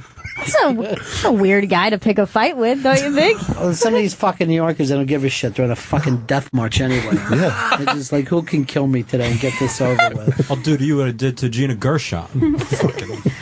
Yeah, the Gershon his fucking ass. You know? I should have just fucking truck him. Yeah. What happened with your fucking pro sports dreams, Vito? Where did they go? Did you really think you had a shot at one point? Yeah. Yeah. In my first 2 years of high school, I was like, I think I can play professional football. And then I was like, no, I don't think this is ever going to happen. Then you're like, no, I'm not even good at high school football. I don't think I'm going to get better, am I? I should be dominating here. This is downhill. And then I was like, maybe I could be a pro wrestler. And then I was like, they travel too much. So that was out the window. Yeah. Then you're like, why don't I just be a bartender at McFadden's? Yeah. It's fucking plenty. You know, Make what some else money. is there to worry about? Dance on the bar. Plus, you don't want to have to deal with the injuries. No, I don't even like regular, shitty little injuries. What do you think is the worst of these small injuries a human being can get? Just like a daily thing. I can tell you right now, my personal would be a paper cut. I don't think there's nothing that disturbs me more than a paper cut. I just got one. It's the worst. Now, I'm going to come up with one I think beats it. And I think it's actually a dangerous one. I think you could die from it, and that's a stub toe. I don't know. I think you could be shot, and it wouldn't hurt as much as when you stub a toe. And no one says, oh my God, you stubbed a toe. I feel for you. I mean, your fucking sneaker could fill up with blood, and people still think it's a minor injury. It definitely shoots up your whole body when it happens. But I will tell you, a paper cut, it lasts for days and you're uncomfortable. It's usually on the hands, so you can't touch anything. Your problem is that you're an orange juice drinker too. And that is like fire to a paper cut. I got to stay away from the citrus. I'm badly injured. We live in a paperless world, so paper comes up a lot less, so I'm not going to agree with that. Ooh, have you ever had a paper cut, but from either a very thick paper or a cardboard? So it's like an even deeper, thicker paper cut, and you get it right on the web of your finger, or no, it's the worst. I have chills right now. I worked in a warehouse as a material handler and we would have constant cardboard cuts all the time because if we put on gloves, the older guys insinuated that we had sex with other boys. So we took our cardboard cuts so no one would believe that after work we had sex with other boys. So you're saying you've got something worse. I'm going to say Charlie horses. Like when your interesting thing. When your calf cramps up and you're like, my life is over. Like, this is it. My mom was always sure that that's how I would die, swimming. And I can tell you now, I've never had a Charlie horse in a pool, river, anywhere. I've only had one in the middle of the night. Yeah. It's like you wake up in the middle of the night. It's like a tension thing that happened to your body? Those are the worst. When you're just sleeping and all of a sudden you wake up and you're screaming. And You're like a puss, though, aren't you? I can't deal with those. I'm like trying to stretch out my leg and then my toe cramps up. Oh, so I really just hate it. My whole body just... I think a toothache is the worst. Like I don't consider a toothache minor. I call it medium at least. No, I think it's dead serious. it's horrible. Because you will stop everything. Like the world, like a toothache or an earache, you cannot have another thought. You know? That's because a toothache seems to lead straight to the brain. Like a toothache and a headache go hand in hand. But here's the thing: if you have a toothache, you've already let that tooth go so far. Yeah. That it's over, it's like, man. that means root canal. Yeah. If you let it go to toothache. Like you've already known that you had a cavity and did nothing. You've been eating around it basically for years. And they're like, oh God, now it hurts when I'm not eating. This is bad. Here's Big Red in Arkansas. Hey, Bennington. Yeah. What's up? The worst one's got to be a burned or cut on the roof of the mouth. It's unbelievable. I will tell a story. Me and my friends used to stop in this place in Chester called Vesuvio's to order late night pizza before we went home from drinking. And you're still at the age where you're like, how many slices are there? There's 3 of us here. Right. So everyone at the table would try to eat as fast as possible to maybe catch one of the extra slices. Because at no point did it ever concern us, let's split a slice. And there had been mornings that I would wake up and be blister mouthed from eating steaming hot drunken pizza that apparently didn't bother me too much the night before. It was delicious the night before. It was amazing. So then I immediately said, I need an ice cream. Like looking into the mirror, like, is the roof of my mouth bleeding? Oh God, so red. Here's Jeff. Jeff, what's up in California? Hey guys, worst injury, minor. I'd say ingrown toenail. I don't even think of it as that minor. I'm going to put that up there with the toothache. You do a little self-surgery on it, you think you're fine, and then you might get stepped on. No. Later down the road. That seems major to me. You do that kind of stuff, and really you can end up losing a toe. It already means you haven't taken care of your toe jam for many, many years. Yeah, it's like infection time. It's bad. Ed, North Carolina. Ronnie B., nothing trumps the minor injury of the good old-fashioned shin bust. The shin? Yeah, you bust your shin, you get kicked in the shin, or you bang it. There's nothing really to protect. No meat on the shin. Evolution fucked that up. Yeah. And shin pain is right up there with a pop to the nuts. I mean, it's a place where you're at your most vulnerable. And again, if we looked over and Chris hurt his shin, we would laugh. We would laugh. Of course. Yeah. But when it happens to you, it could drop you. I have actually shed a tear over a whack to the shin. Yeah, it's a terrible feeling because it's straight bone. Yeah. It's exposed bone. It seems worse than bone. Fat. It's like one giant nerve. It's like bone. In a perfect world, we would have shin fat to protect that. Or maybe a nice hard shin muscle. Yes. That's what my girlfriend attacks. What's that, your shins? My shin.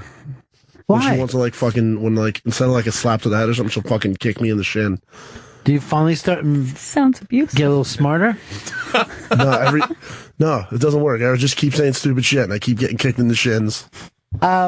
This is sad. We're called Child Protective Services. Here is Mike. Mike, what's up? Yeah, I think the worst thing to have on a day-to-day basis is monkey butt. Now, what do you mean by monkey butt? Raw bumhole. What? I mean, raw bunghole, maybe from walking around. A raw bunghole. An asshole. So you call that a monkey butt? Yeah, it's monkey butt. Okay. Why is it raw? From walking? I think he means when I you don't don't get think a I've good wipe. experienced this Yeah, thing. I don't think he's wiping properly. I think he needs, Sir. you need to get wet naps. Yeah, he's blaming it on everything else, but I would recommend a shower right after a dump. Because it seems like you really haven't pulled this together yet. Are you homeless? Chris, that's just cruel. I'm just saying. All right, I'm going to give you a small one that would happen to you more as a kid because you wouldn't pick out your clothes properly, but when you put on tight shoes and you get that heel. Oh, God. On the back of the heel? And I think it happens to kids more because they outgrow their shoes. Yeah. And they don't wear their Sunday shoes that much. And then you get that heel thing that just rubbed it down. You'll get it from a tight high heel as well. I consider those the minor inconveniences, not some of these people that are bringing up the major stuff. Yeah. Gunshot. No. The kind of thing that everyone else would go, oh, that sucks. That's and you're like, no, I'm in a nothing. lot No. of pain. No, you don't understand. My heel is really hurting. The blister? The blister itself, yes. The blister is not a good thing. Here is Ray in Georgia. I like to say that the worst one I did, or worst minor injury, is hitting your funny bone. And it feels like someone's trying to rip the end of your arm off. It is something that happens to children more, I guess, because we're not running around elbows flying as much as an adult. But if you catch that elbow right on something, and it's got the shooting pain, and again, since it's a funny bone, somebody has tied it in with amusement. It doesn't belong there. It's not funny. Here's Murray in Tallahassee. Hey, what's up, y'all? This is another one along with Gail for a minor injury that can drop you is a mind freeze or brain freeze. Well, the brain freeze, there will be, because even though you'll have an ice cream or a cold drink in your hand, you will still think stroke or brain explosion. Definitely. It feels like First. it could explode. Yeah. Once I found out the cure to the brain freeze, it's been a life changer for me. Explain the cure. So what you've done is frozen the soft palate in the back of the roof of your mouth. It's called a throat clit. Go on. So if you take your tongue, which is still warm because it has blood in it, Right. and you press it against the roof of your mouth all the way to the back. Sounds it like you could starts swallow to- your tongue, though. No, you don't flip it back. You just Oh, I think I started to do that as I tried don't it. flip it Start to back. swallow. Just raise it Don't up. do it again. Don't Do it again. Stop doing it. Yeah. Now, It's going to warm up the roof of your mouth. All right, but let me ask you this, because I find this to be embarrassing. How quickly do you restart your ice cream after a brain freeze? Oh, immediately. Immediately. I'm still going. It hurts. I can't stop. I never stopped. There is no one in this room right now that has any kind of impulse control. We all Not get one. into it immediately. Pain stop. Eat more. Yeah. Here's Ron in Ohio. Hello. Thanks for taking my call. It's my job. How about like when you leave a cupboard door open and you bend over or you stand up and you hit your head on it? Man, anytime that you smash your head like that, it feels like the end times. Feels like a concussion. And it's, you don't even have to do it that hard if you catch the corner of it. Yeah, I don't consider that one a minor one either. You know, that's like a shot to the head. Yeah, and you can draw blood. I remember, Very easy. I remember one that this is fucking terrible. So I'm working in a carnival, and we literally had like an 18, 20-hour day from the morning to night because we were doing this one big festival. So everybody that was kind of working there, and I'm working at a big bingo tent, we'd all run off on our own, blah, blah, blah. So, at any time you got a lunch break, you were on your own, anything else, because we needed everyone. It was just happening all the time. So I'm heading out through the back of the tent. And what I didn't know is during the day, they were worried about things being stolen. So he puts the semi-truck right up to protect the back of the tent. So no one can shit. So as I'm opening up to step through, I go right into a fucking truck. And I literally went down. And as I'm kind of fighting in between being knocked out, I'm like, no one's ever going to look for me. You know what I mean? Like, it occurred to me that until the next break is when they would find my bled out body. But I didn't go unconscious. I just almost went unconscious. It came back like I felt like I was going down the well and coming back up, and I felt like Rocky at that point. And then if you hit your head at all, you really should go away. Like that woman, she was a star a couple years ago. She fell skiing, felt fine, went home, but when she didn't know, she had low blood leakage. Liam Neeson's wife. And by the time it got to her, like hours had gone by. If she would have went immediately, they would have operated. She would have been fine. So some of these are bigger than others. Todd in Detroit. Afternoon, kids. As you grow older, the old ball bag stretches down a little bit, and your worst enemy becomes a wooden chair. You end up sitting on the guys, and it's not pleasant, especially if you go out to dinner and you're sliding into a booth. Yeah. I hear you, sister. Here's the thing.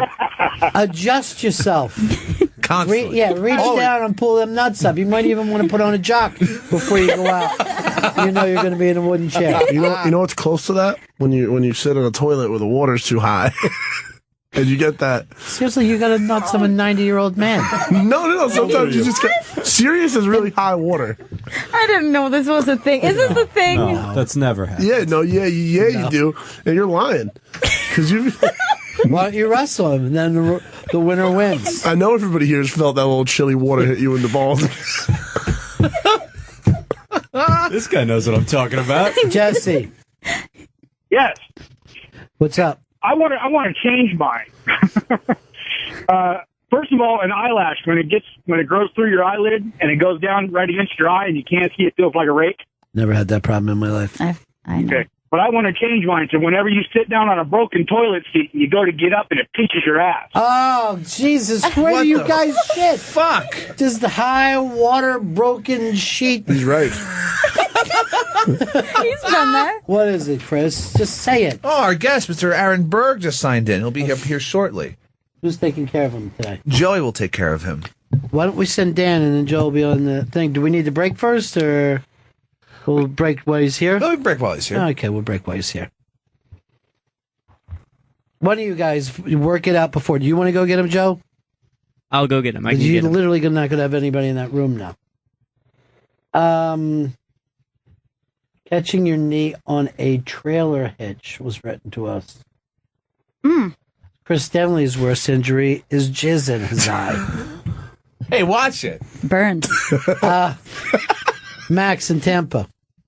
Hey, cuz. Why hasn't he moved then, Chris? Well, go get him, Joe. Just go grab Aaron, bring him back. Thank you. You tell me something 5 minutes ago. You don't have a team that moves as one. Second time today. Yeah, go ahead, Max. So when you burn your hand on an oven, it's happened to me babysitting. And I think, Ronnie, you told a story about you putting a baby in an oven. Yeah, that happens. But I will say this, a burn. You wonder how anyone has ever handled a real burn. Because a small burn is impossibly difficult to deal with. So what do people do who've actually been burned somewhere? I can't imagine. I burned myself. I was making cupcakes, and I used a dish towel instead of a oven mitt, and the dish towel had moved off of my thumb. And I grabbed it, and it was like I couldn't pull it off. It's like my thumb melted into the metal. Oh, God. And this happened maybe like 2 years ago, I would say. And as it happened, I ran to the bathroom with just cold water on my finger. And I started to cry like a little kid cried. Like it had been so long. Then you cried from pain? I messed up. It's bad. Like I was crying like a little baby. Now this gets to me, when I hear something that awful and I relate to the pain, the bottom of my feet hurt. Like I will, if I see someone get hurt, the bottom of my feet will hurt. There's fucking shivers going through your the body. Like I feel like I get it in the thighs. Ugh. My thighs, just burning. Just terrible. That can be. And then I remember once when I was a kid, I did this thing where I went to turn on a light bulb in my house. I'm like, what is the light bulb unscrewed? Because I'm in a dark room. So I went up to check on the light bulb and put my finger in the thing. And got like everything's fuzzy. Yeah, like a Bugs Bunny. And it like really, I don't know how it travels. Electricity travels through your body like that. It's like everywhere at once, It's dude. like being stun gunned. Yeah. That's what a stun gun feels like. I've electrocuted myself only once, and it was on a phone charger. Like the half of it broke off. Ugh. It was horrible. Aaron Berg's coming in studio.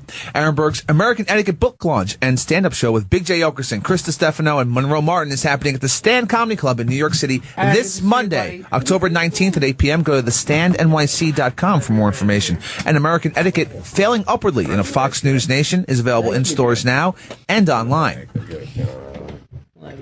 Aaron Berg has brought us gifts, which is so nice. Wow. Yeah. Is it creatine? What have you brought in? Chewable B12 and vitamin C. Yeah. I brought you signed copies of my books because I didn't know if you had them. That is lovely. And it's like a whole swag bag. And then but it's all self-promotion. That's horrible. Well, it's good. You're doing this this big show to promote the book, and you've got the king, I guess, of last night's big game show at midnight. Big J. Okerson is going to be there. Yeah. After he became the biggest winner, I think, in that midnight history. I didn't watch the whole show. Did he really? Yeah, he won it all. Yep. I think they gave him either a truck. Was it a truck? was a He Ford. gets to choose between a truck and a boat. Or does he just get like 30 more Twitter followers? Your hashtags were brilliant. We'll never come watch your stand-up. We don't leave the house. Well, I'll tell you, the Bonfire show was so quick on that show last night, and their answers were long. So somehow each of them can put 3 or 4 puns together as they answer each question. I didn't know they were so punny. No. Yeah. I had no idea. I didn't know that either. I've had them on the show and never remembered a single pun. No wordplay. That's what a 6-hour flight to L.A. does with Okerson on it. His mind starts wandering, and then he gets, the next level puns. Well, congratulations on the book being out. Thank you. Very And excited. how have you heard from Fox News yet? No, Fox News is not responding to any of That's my... weird. I Yeah. thought that they would love to talk to you. I think that they take it as a dig because the title is Failing Upwardly in a Fox News Nation. I don't think that they realized the grandiose nature that America's become a Fox News Nation. I think they think it's a slam against it. I mean, I gave a copy to Nick DiPaolo and he thought the same thing. He said, what do you got against Fox News? And I was He like, loves them. It's satire. Yeah. I mean, that's where Nick gets most of his work is from conservatives. But here's the thing, Fox News, I think they're going through a growing pain type thing because they don't even know where to put Trump. They don't know what to do. It's almost like they're too far in the middle of the right wing now. You know what I mean? It's a tough time for them. They're very confused, I think, because of the race. I think that a lot of Republicans would actually want to support Bernie Sanders on some levels. Is that right? I think so. I mean, I thought my beliefs were incredibly Republican, and then I saw Bernie Sanders, and I was like, I think that this would be better for the country. Right. But you don't know if it's going to take. Yeah, you don't know if you could get it pushed through. That's the problem. And we're going to see that no matter who's the president, because I think Bush would tell you the same thing, and Obama would tell you the same thing. Boy, you don't get to do a lot of the shit that you want it to do because we have so many checks and balances. Yeah, Congress gets in the way of a lot of stuff. Everything. And like when you vote for a mayor of a city, they can change things in that city. Americans say, I'm doing something, I'm firing all the teachers. Everybody will yell, no, you can't fire the teachers. I'll do it anyway. But a president can never make a move like that. Yeah.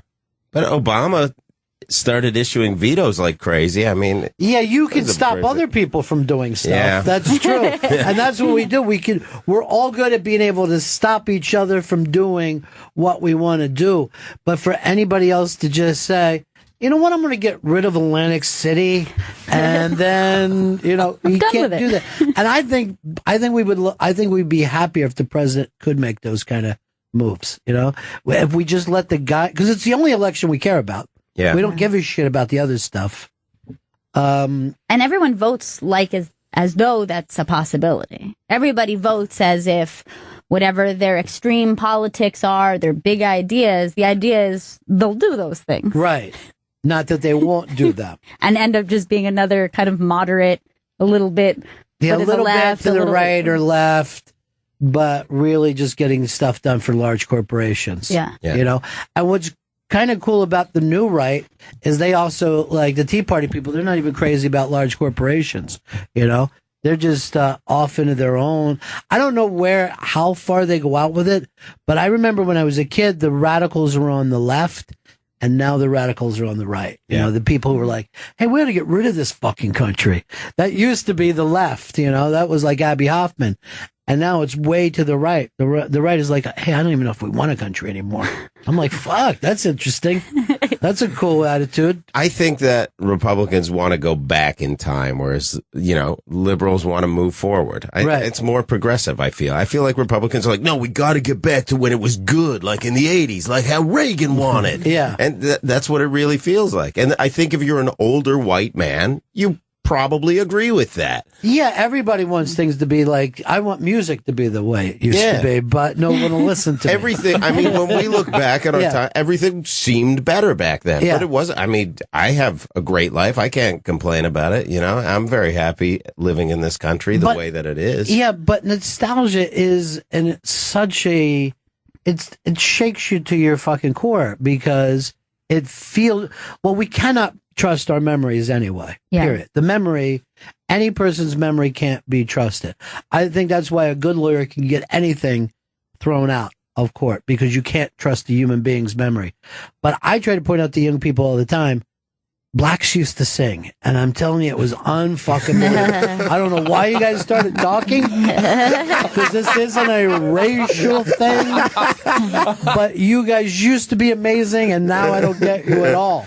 Play a little Swanee back there. Yeah. Anything.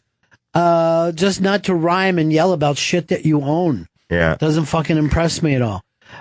But, so who do you think, your guy who follows us, who do you think's got the best shot to become president? Well, I think realistically, I would have to divide. I would say Trump on the right, and I would say Sanders on the left. Really? Yeah. I don't think Ben Carson's a viable option. I think Hillary Clinton's a robot that I wouldn't trust with my penis.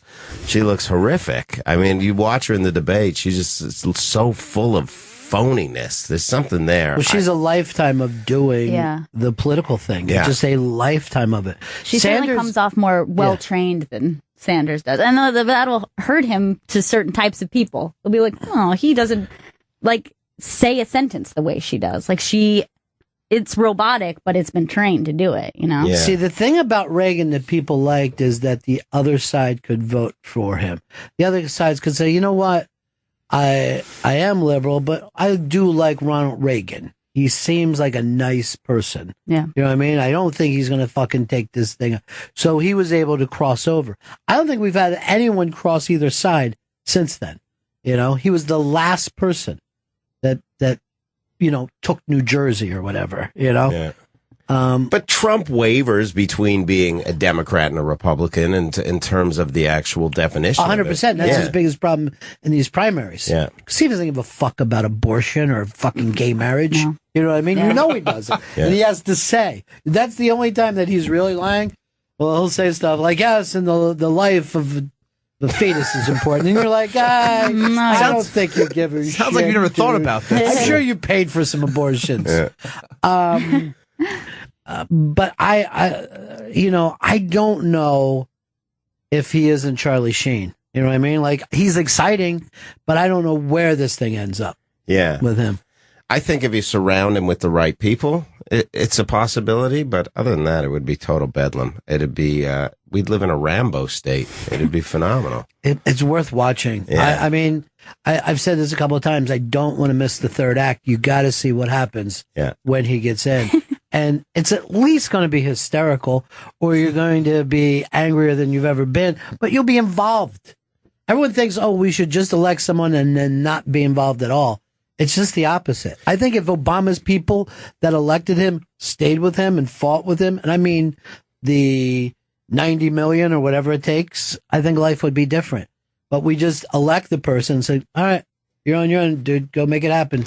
But nothing puts fire on the other side than having somebody you don't want in It's the White House. Fun. Yeah, It's I fun mean, when you hate the president. it felt like the left was way stronger Yeah. when Bush was in the White House Yeah. versus Obama. I feel like the left gets kind of tired. Like, And speaking of Fox whatever. News, it's the worst thing when your guy gets elected. Then you're defending instead of attacking. Attacking, you can say anything you want. Yeah. But to act like, oh, I know what Bush was doing with that. Fox News gets very dull when their guy wins. Yeah. They need the other side. Sean Hannity's got consistently, like, he's memorized his talking point statistics to a point where he's like, this is what unemployment is now. This is how many people are on food stamps. I mean, they're all usually black statistics, but he's memorized it. He masturbates in the mirror to them. Sorry, it's too far. I got sex on the brain today. That's what it's become now. He knows everything about that president and everything that he thinks is wrong with that president. So if Trump got in, I don't know what he would do. Be a love fest. Yeah, I don't know, because I don't think Fox likes Trump. I do not think that he fits into it. Because I'm going to tell you this for Fox News. And if I had somebody back me up, I think that we could, because this is real old school radio stuff. If there's a big hit radio station in town, right? Then that's the place that you attack. Everybody thinks that the way to beat in the ratings Fox News is to go liberal. I would start a place that was even further right. I would have Anthony Cumia on there every single morning. I think One America is trying to do that. Have you seen? No, I haven't seen them, but But are they getting on TV? They brought Sarah Palin in to do a show, and it's like I used to do. This guy Rick Amato had a show on there a lot, and I would do stuff on there. They're really right. They want to go head to head, and they want to surpass Fox. I don't know if they're going to have the viewership to do it. Obviously, but. It's the smart thing, because even if you take a chunk of that. You know what I mean? It's a lot of money. It's a lot of money if you just got a piece of what Fox News has. Yeah. And we know enough crazy right-wing people that we could fucking line it up and make it funny and entertaining for fucking 12 hours a day. Yeah.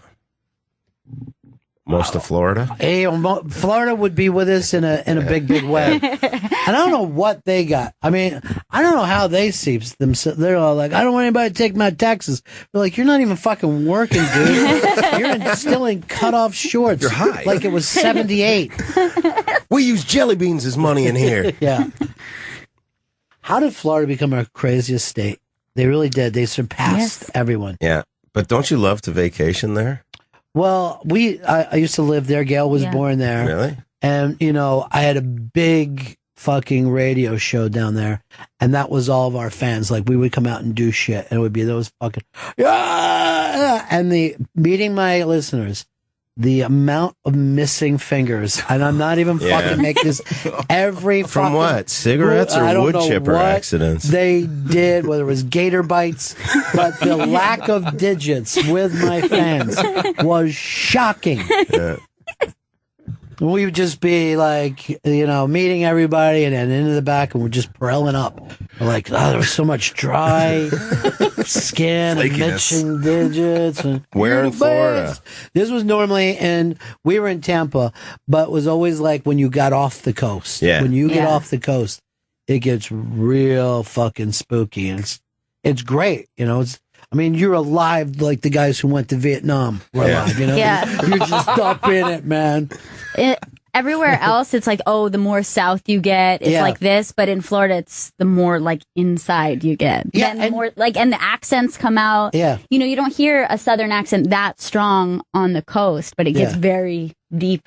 Yeah, and you can be 8 miles back from South Beach. You can be in the middle of the most sophisticated clubs and everything, and you go 8 miles inland, and you just see people dumping bodies.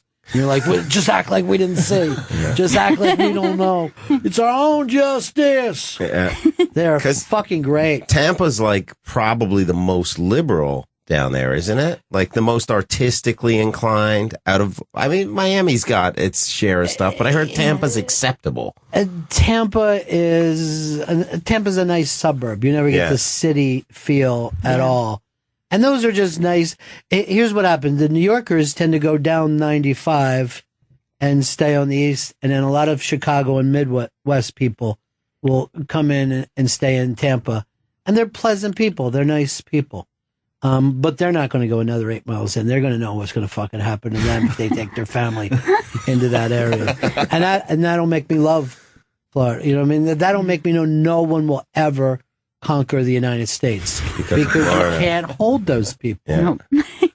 I'm going down next week, like in a week and a half, like just to vacation and take a week away from everything. But where we stay, it's like infiltrated by French Canadians. Is that right? Yeah. They're everywhere. They take over the golf course. They swarm it. They're like French Canadian cockroaches that just come out and take the place over from November to March. Well, they have to. You know what I mean? Because you hit a certain age, you can't stay in Canada anymore. You'll die. But even all the little kids who go up there, they all know Florida because their parents will promise them, like, we know we live in Canada, but I promise you, you will go once a year. We'll go away, and you'll be in the sun for a week. Yeah, and that's what they live for that trade-off. fucking moment. Yeah. But do you see how American Toronto's getting? Like when I watched that Blue Jays game the other day and you saw that vitriol, like them throwing beer cans on the field and there was a baby at the game and the baby got hit and I was like, Toronto's the next Baltimore. Yeah. The baby got hit with a bottle and that Canadian bragging about how nice they are because they will tell you, we're the nicest people. We're the most polite people. I'm like, I've been to a fucking hockey game, dude. I know what you guys are like. You guys are fucking badasses. It's changing. I went to a Mets game. I went to the Mets game the other night, the first home game of the division series, and everybody was jovial. I mean, we were winning, and everybody was yelling stuff about Utley, but other than that, there was people drunk, but everybody, it was a friendly atmosphere.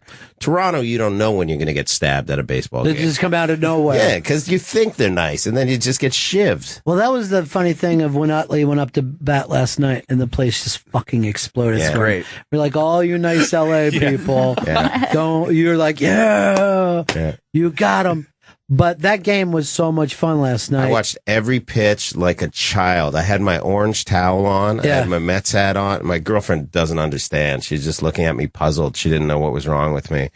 And well, if you're not a baseball fan, you don't understand the tension that sport has.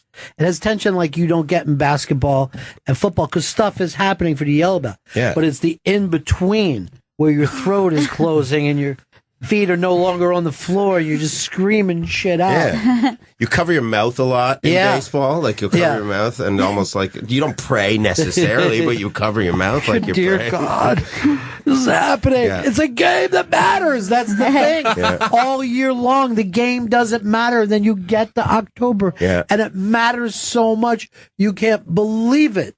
And you expect your stars to bat 1,000. Yeah. I mean, last night, Cespedes going down and you're just yelling at Cespedes. You're worthless. You're fucking terrible.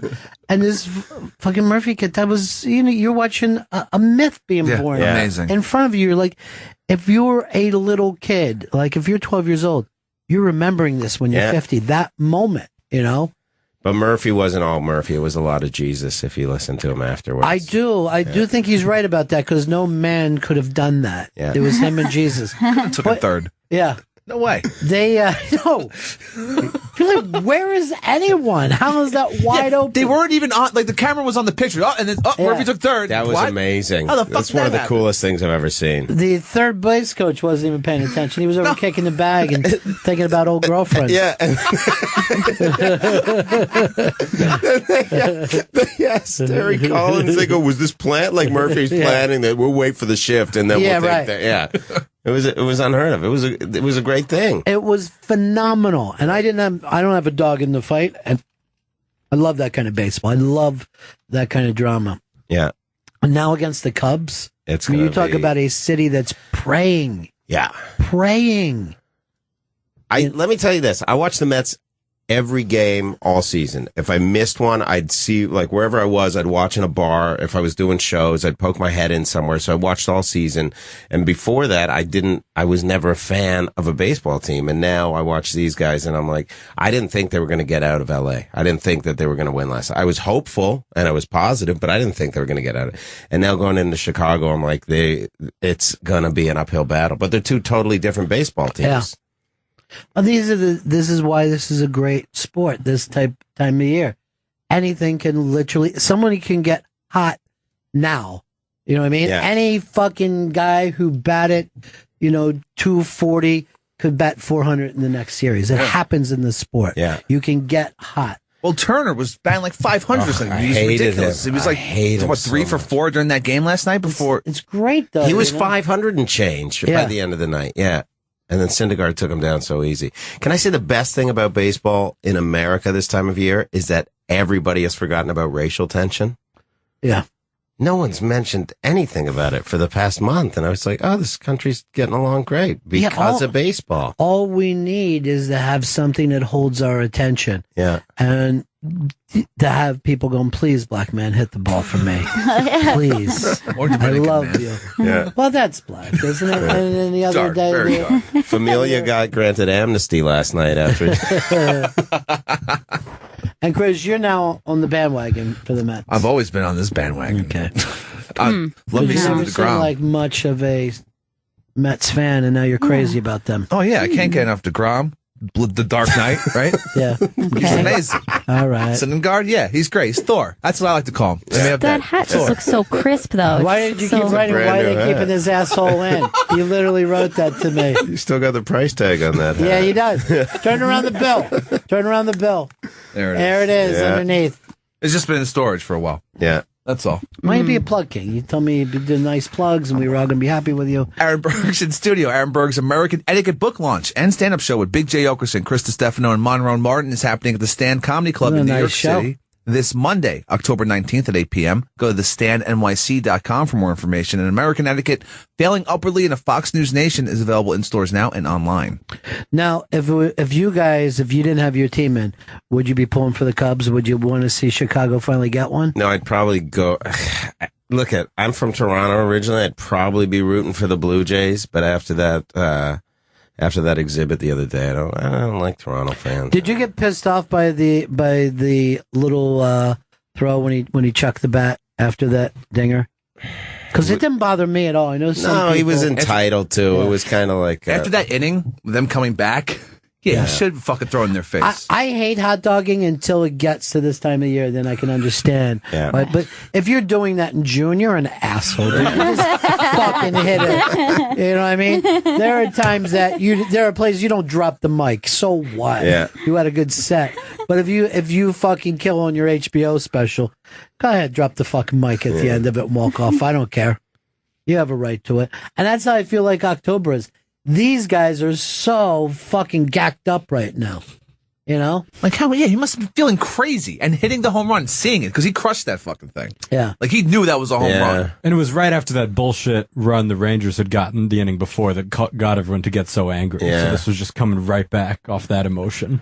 There's something about, I want to see Toronto lose just to see if they got a riot in them. And it sounds bad, but I remember Vancouver rioted years ago. I want to see if Toronto's got a riot in them. I want to see them become fully Americanized as a city, because that's what they've been striving to do for the past 15 years, is become like an American city. I want to see them riot. Is that bad? I don't want people injured or hurt. But here's the beauty. I'd like a few garbage fires. They could riot whether they win or lose. Yeah. Either way. Remember how crazy they got over basketball? They were like fucking insane in Toronto over basketball. Do you know why it is? It's because Canadians feel lesser than, and they've always felt that way. So then when they get to a sport that is usually played on an American platform, they're like, oh, see, we're better than America.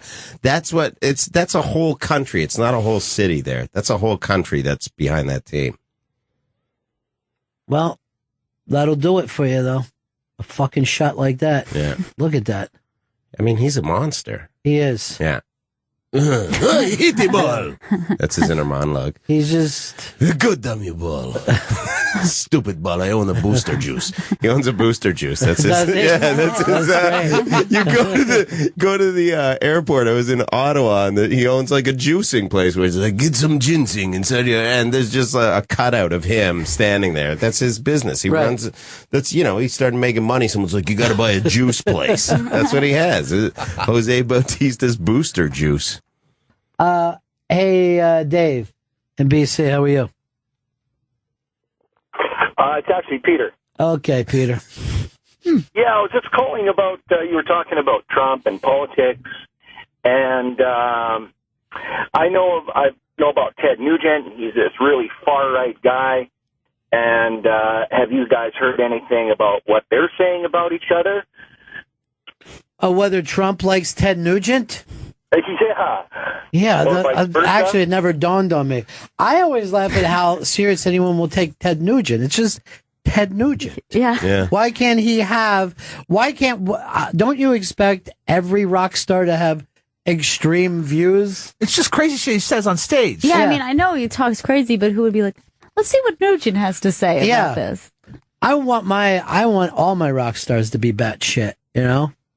The fact that he has stopped concerts to shoot a fiery arrow into something and it tells me everything I need to know about him. Actually, he did my show in Florida years ago and came in and fucking, slams his gun on the table. I'm like, dude, you don't fucking know what I used to do. So slamming the gun on the table is the way meetings used to start. It doesn't fucking scare me. You speak English. I'm already halfway to working this thing out. We're fucking fine. I know people like Ted Nugent, so I'm related to some people like Ted Nugent. Doesn't seem that crazy to me, I have fucking people in my family that just hunt constantly and hate all the same things Ted Nugent hates. He's not an elected official. What do I give a shit what he does? Stranglehold was fucking happy time for all of us. It's always funny to me that people that used to be one way politically now go the other way. That's always my favorite people. Or like they'll go from an extreme to extreme. Yeah, it's like when you have a friend who was a dope addict and then he's born again. Yeah. You're like, oh, are you? Okay. That great. happens a lot, though. Yeah. I watched Jesse Ventura the other night hinting around the fact that he may try and get a nomination for an independent party. Well, there's that 1% of fucking vote that's going your way, Jesse. But the thing about Jesse Ventura that got to me is the second that he got elected, he wrote a book and started fucking promoting the book. He didn't give a shit about anything but making some cash. Yeah. I don't know what he was your governor growing up, right? Minnesota? Yeah. What was that like having a wrestler? It was a lot of pretty much what you think. Like, we thought of him, I guess, more as an entertainer than a politician the entire time. And then I guess, like, what would it be, your deputy governor or the equivalent of a vice president? That person was the one who really was running stuff? Yeah. Kept him from not looking too bad. I liked that anything that he would say monsoon in the middle of it. Look here, monsoon. Taxes are coming down. And when he was running, I was like telling people when they were saying, I think he's a smart guy. I go, do you know how many times I heard him be wrong about Hulkamania being dead? I mean, the mistakes this fucking dude made. Very premature with that. Yeah. How was he when he took office? Did he get stuff done? He got stuff done. What kind of stuff? I mean, I was 8 at the time. Oh. And he left when I was 12, but I know my dad wasn't a big fan of him. That's what I remember. Yeah, but he helped usher you into puberty. That's true. Yeah. That's nice. That does help. This kid didn't hit puberty until he was 19. Even now. I just made Did JV. you grow a mustache? Yeah, I can grow a mustache. Then I want that to start today, my Start growing. I want that. I can't wait till 9 months from now when it's done. Herbert and Houston. What's going on, guys? Hey. Talking about Ted Nugent. That guy lied to me, man. He said he was either going to be in jail or dead if Obama got elected. Twice already he's been elected. He owes me one. You know what? I want someone really to leave the country. That'd be great. I forget who just said that he would leave if Trump got elected. Oh, Barry Diller. And it would just be great to just watch him get on the phone, down on the plane. Fuck this country. I told you I was leaving. I'm a man of my word. Unlike your other posers. Yeah.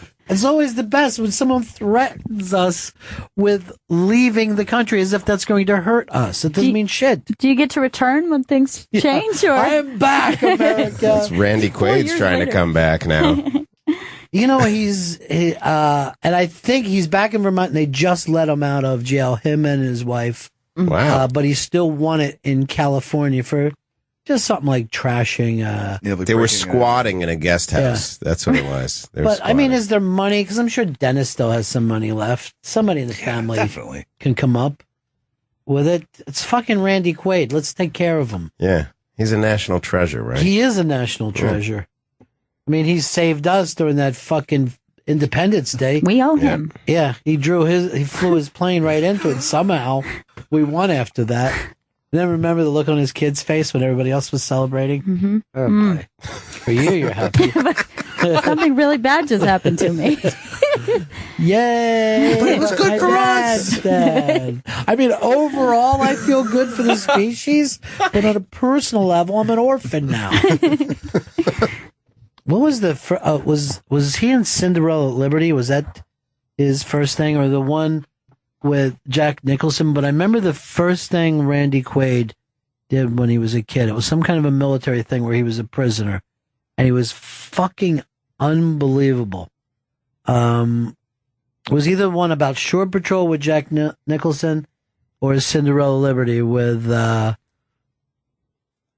James Caan. But he was a great fucking young actor, and everybody had huge respect for him. And then he just got fucking nuttier and nuttier as the years went by. So finally, he was almost where we're at with Bruce Willis now. Just Bruce Willis batshit crazy. Well, The Last Detail. Last Detail, great fucking movie. Yeah. Jack Nicholson that was in the middle of his run of like 9 fucking movies that were just unbelievable. And Nicholson looks so young there. What Yeah, he's a baby. Mid-70s? Early 80s? Early 70s. Early 70s. But he was on just this huge fucking run of, Chinatown was just like a year or two later, One Flew Over the Cuckoo's Nest. This is a great time. He and Pacino kind of were in a neck and neck of great fucking movies. And then they both went, oh, there's money to be made doing skit. Perfect. Why didn't you tell me? I'll just move to a giant house and not care about anything.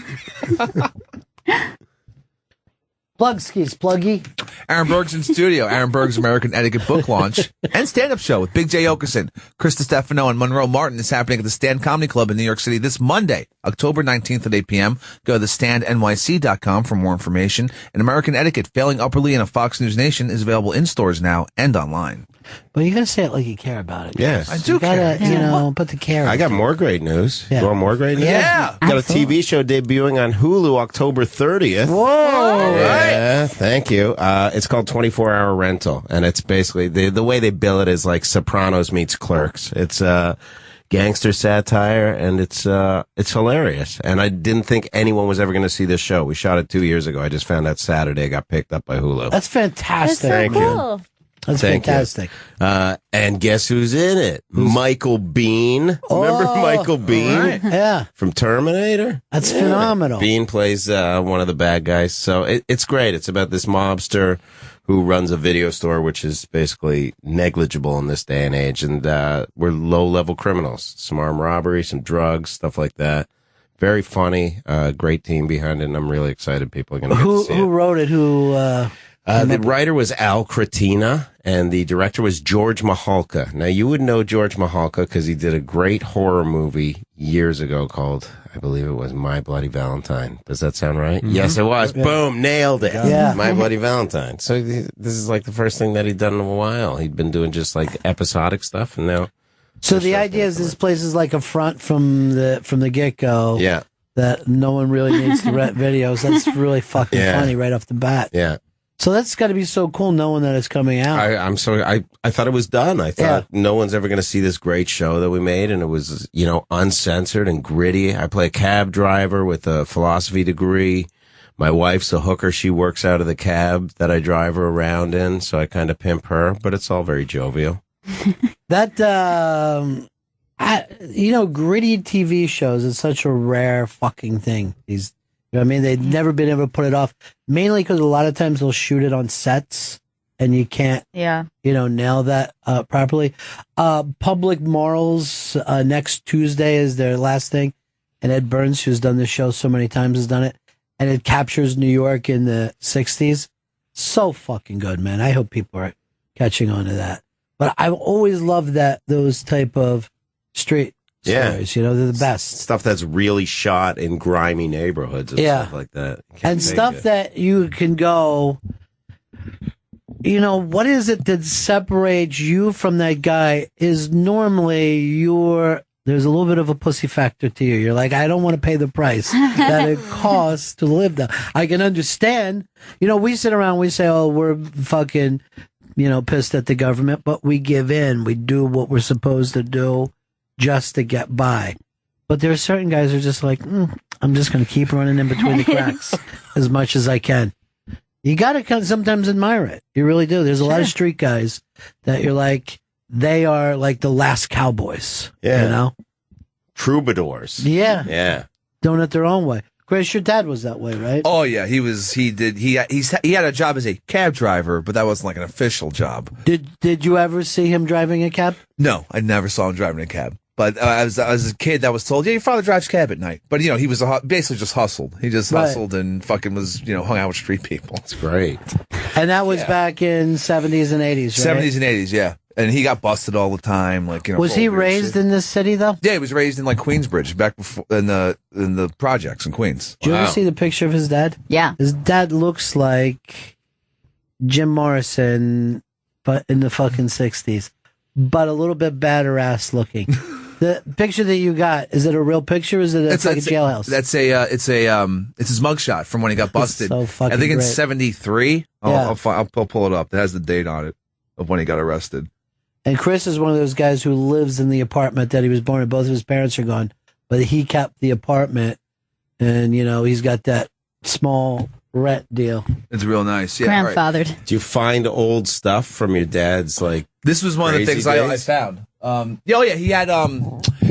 He had what was those things called? Jimmies? Like the things that you the long pieces to bust into things. Look at that for a street dude, man. Yeah, I guess he was 19 or 18 then. Kind of foxy though, Yeah, right? he is. Yeah. Yeah, he had a bunch of illegal shit. There was these old thin pieces of metal that you could put in between car doors to open up the doors. Yeah, I found a bunch of those, because he would break into cars. How many brothers and sisters do you have? 0. Your dad looks like he used to bang like crazy. Yeah, he probably has people all over the street. He said that I probably have a bunch of half brothers and sisters in Mexico. Because he went down to Mexico for a long time.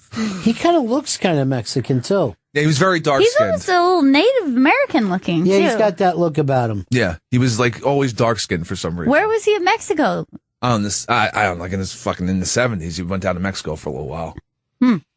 So and he would drive cab, quote unquote, in the city? In the city or in Queens or whatever, yeah. And that's just so he could be out all night. That's amazing. That was the excuse. I remember back in the 80s when you would come in New York, you would make a sign for yourself and put it up and just say no radio so no one would break your fucking window. You had to put up no radio. And a lot of people would just, all right, I'm going to park here. Just do me a favor and put your window down. You put all the windows down and let them take what was ever inside so they would not break the fucking window. That was the biggest scrounging problem. around. Just don't destroy it. Take it. Yeah. Take whatever you want, but don't make me go out and get this fixed. Dicks. City's changed so much. Yeah, it's unbelievable. Now they fucking rob you in a different way when you're just buying a meal. Now they rob you with fucking $15 cocktails. Yeah.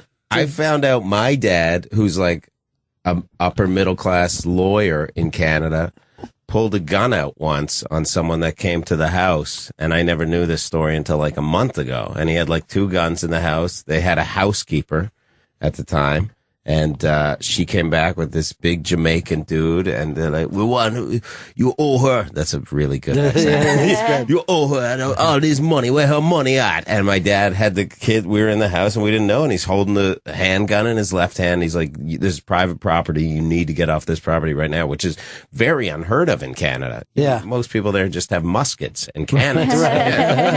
So it was phenomenal. I never knew that until a month ago, and I was like, oh, that's pretty bad. Do you know that if he owed her money or? They fired her for lifting stuff from the house. I guess she was lifting stuff, and then they're like, okay, you got to go. And she's like, you still owe me. I just can't stop doing that accent. You still owe me many, many rupees.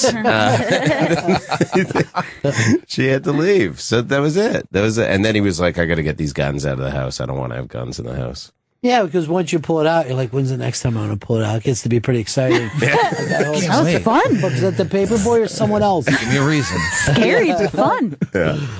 I can't. Anytime I'm near a handgun, I just have to point it at my friends. I can't stop myself just to watch them duck.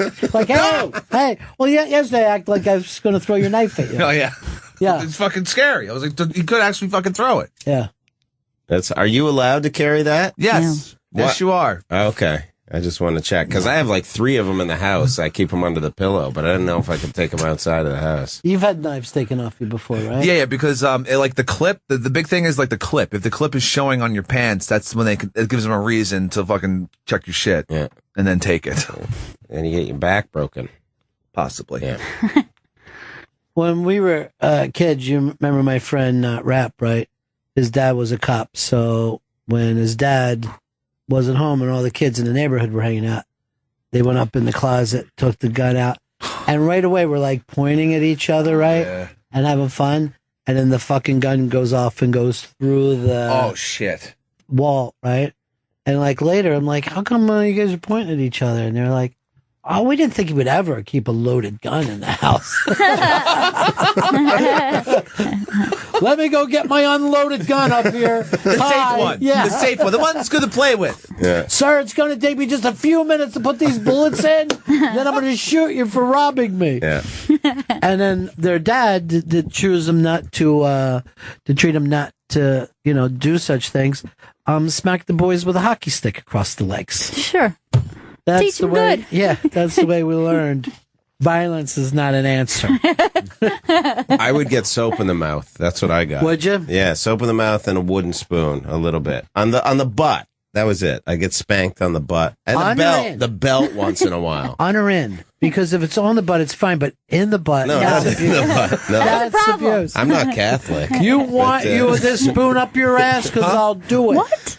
Yeah. Your mother's gonna make you cookies with that spoon when she's done. My dad would always take the fucking belt off, but I'd always dive on the floor like I just got shot. Yeah. Any smack, I would go down quickly. The belt was the worst. Yeah, just go down fast and start to, Writhe around. Yeah, writhe around, act like you can't breathe. Whatever it fucking takes. Street smart isn't winning fights. It's moving around. Whatever you got to do to get over. So weaselly on the ground. I can't breathe. I can't breathe. Bottles are broken in my pocket. Who's What's it take to stop this? I'd be down like a fucking bad guy in a wrestling match. Just no, on my hands and knees. No, don't do this. Don't you do it. That's why it's best to gig. If your mom's hitting you, just gig. Just cut your forehead and breathe down. Look into your heart. We're not animals. Look into your heart. You don't have to do this. You don't have to do this. It works. That's all they want. They want you to change your attitude. Yeah. They don't want to hurt you. They want your attitude to completely change. That's all. Give them what they need right away. Off you do it. With your dad, did your dad ever take you out to steal anything? No, but the short time we did have a car, I remember going around a lot of places and staying in the car while he disappeared for a while and then coming back. They would always leave us alone in the car in those days, too. Yeah. Like, I like crazy neighborhoods. Like, I was a little kid, so I had no idea where the fuck we were. Nothing I recognized. But it was just very weird. Your life's a Scorsese movie. Yeah, except for his dad thought he was too much a pussy to bring him into the family business. You must have been soft. Possibly. You wait in the car while I go collect. Yeah. I'm going to go do man things. You stay out here and get your nails done. You're a pretty girl, aren't you? Listen to the tampons in the trunk, kid. But I'd do the thing like if your dad was with minorities at all. All right, so if my dad was like with an Italian guy, he'd be like, "Hey, what's up? How's it going there, Goomba?" Or if he was with a Spanish guy, he'd pepper in Spanish into the fucking conversation, like "Vamos por la casa," like just random fucking words that made no fucking sense. Or if he was with a black guy, he'd be like, "What's up, young blood?" Like he would fucking just do the goddamn stereotypical accent of whatever person he was talking to. He was fucking nuts. Your father was Ratso Rizzo. He was fucking crazy. I didn't realize it until afterwards. It's like, oh, all white people don't talk to Spanish people with random Spanish words in there. Really? Random Spanish words. Yeah, he didn't know fucking speak Spanish. He just thought he would relate. Exactly. He related to every man. That's sweet, though. I know. He was very well liked. except by the police. He's a hero, it sounds like. Thank you. He is Finally. unsung hero. How do you get on a nom? You ever bring that up? He did lie and say he did go to the Nam. And then my mother was like, "He didn't go to Vietnam, John. He was in Canada for 3 years." Where was he during the war? I think that was when he traveled. It was a big part of his life where he traveled from New York into Mexico and then stayed in California for a while before he came back to New York. So he was just like basically on the run during That's smart though. Yeah. You know? He got around. He jumped around. He'd do anything but work. Yeah, anything. Anything but work an actual shift. Yeah. Hustle. He'd hustle. I think the random fake Spanish words is fucking hilarious. It was crazy. Just Spanglishing at people. Yeah, Spanglishing, like really badly. Chris, you told me before Aaron came in here, you had the plugs. Every single time I want you to plug this gig. All right. I've had to tell you. The other thing is you're supposed to slide it into the conversation. All right. Okay. I was talking that about picture of your dad is fantastic. looked great back then. Walking here. We'll go to Miami. Go to Florida.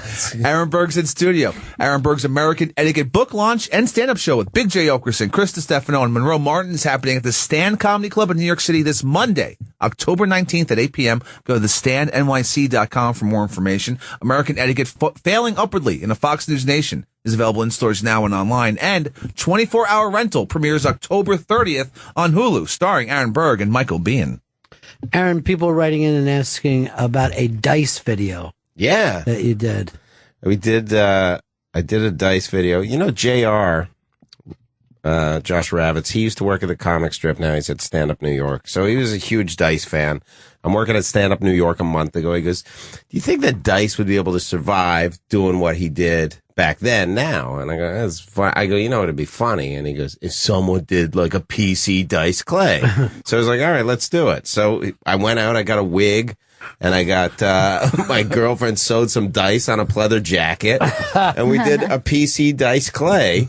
He smokes an e-cigarette, he wears pleather, and all the jokes are like PC. So we just put it out like 2 days ago. I don't know if it's going to blow up, but I loved wearing the wig. Have you heard from Dice yet? No. Because you never know if he's going to think this is great or this is an attack on him. Yeah, I don't think it's an attack at all. I mean, Dice it wouldn't mean that for Dice to These fucking people. Oh, yeah. I think it's a pretty good Dice impression. Can you hear it? In the wet spot, Andrew. Why? I said, "You dummy! It's 'cause technically you're a woman. You've earned equal rights. Straight white men have run this country for too long." Oh! Let me take a dice. You made some changes. Yeah. It's electronic. It's not gonna kill me. It still gives me a nicotine fix, and I help support international trade.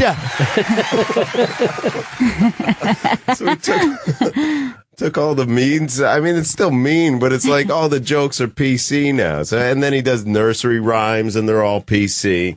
I don't even know where you would find a wig like that, though. I would think that it was impossible. I think JR ordered it online. It's like it was an Elvis wig, I think, and that's it. I bought the jacket for $25. And then we sewed dice on the back. That's hilarious. And I did like 10 minutes. We just kind of riffed on it. We were like, yeah, here's some jokes that'd work for this, and we did old dicey jokes, and like.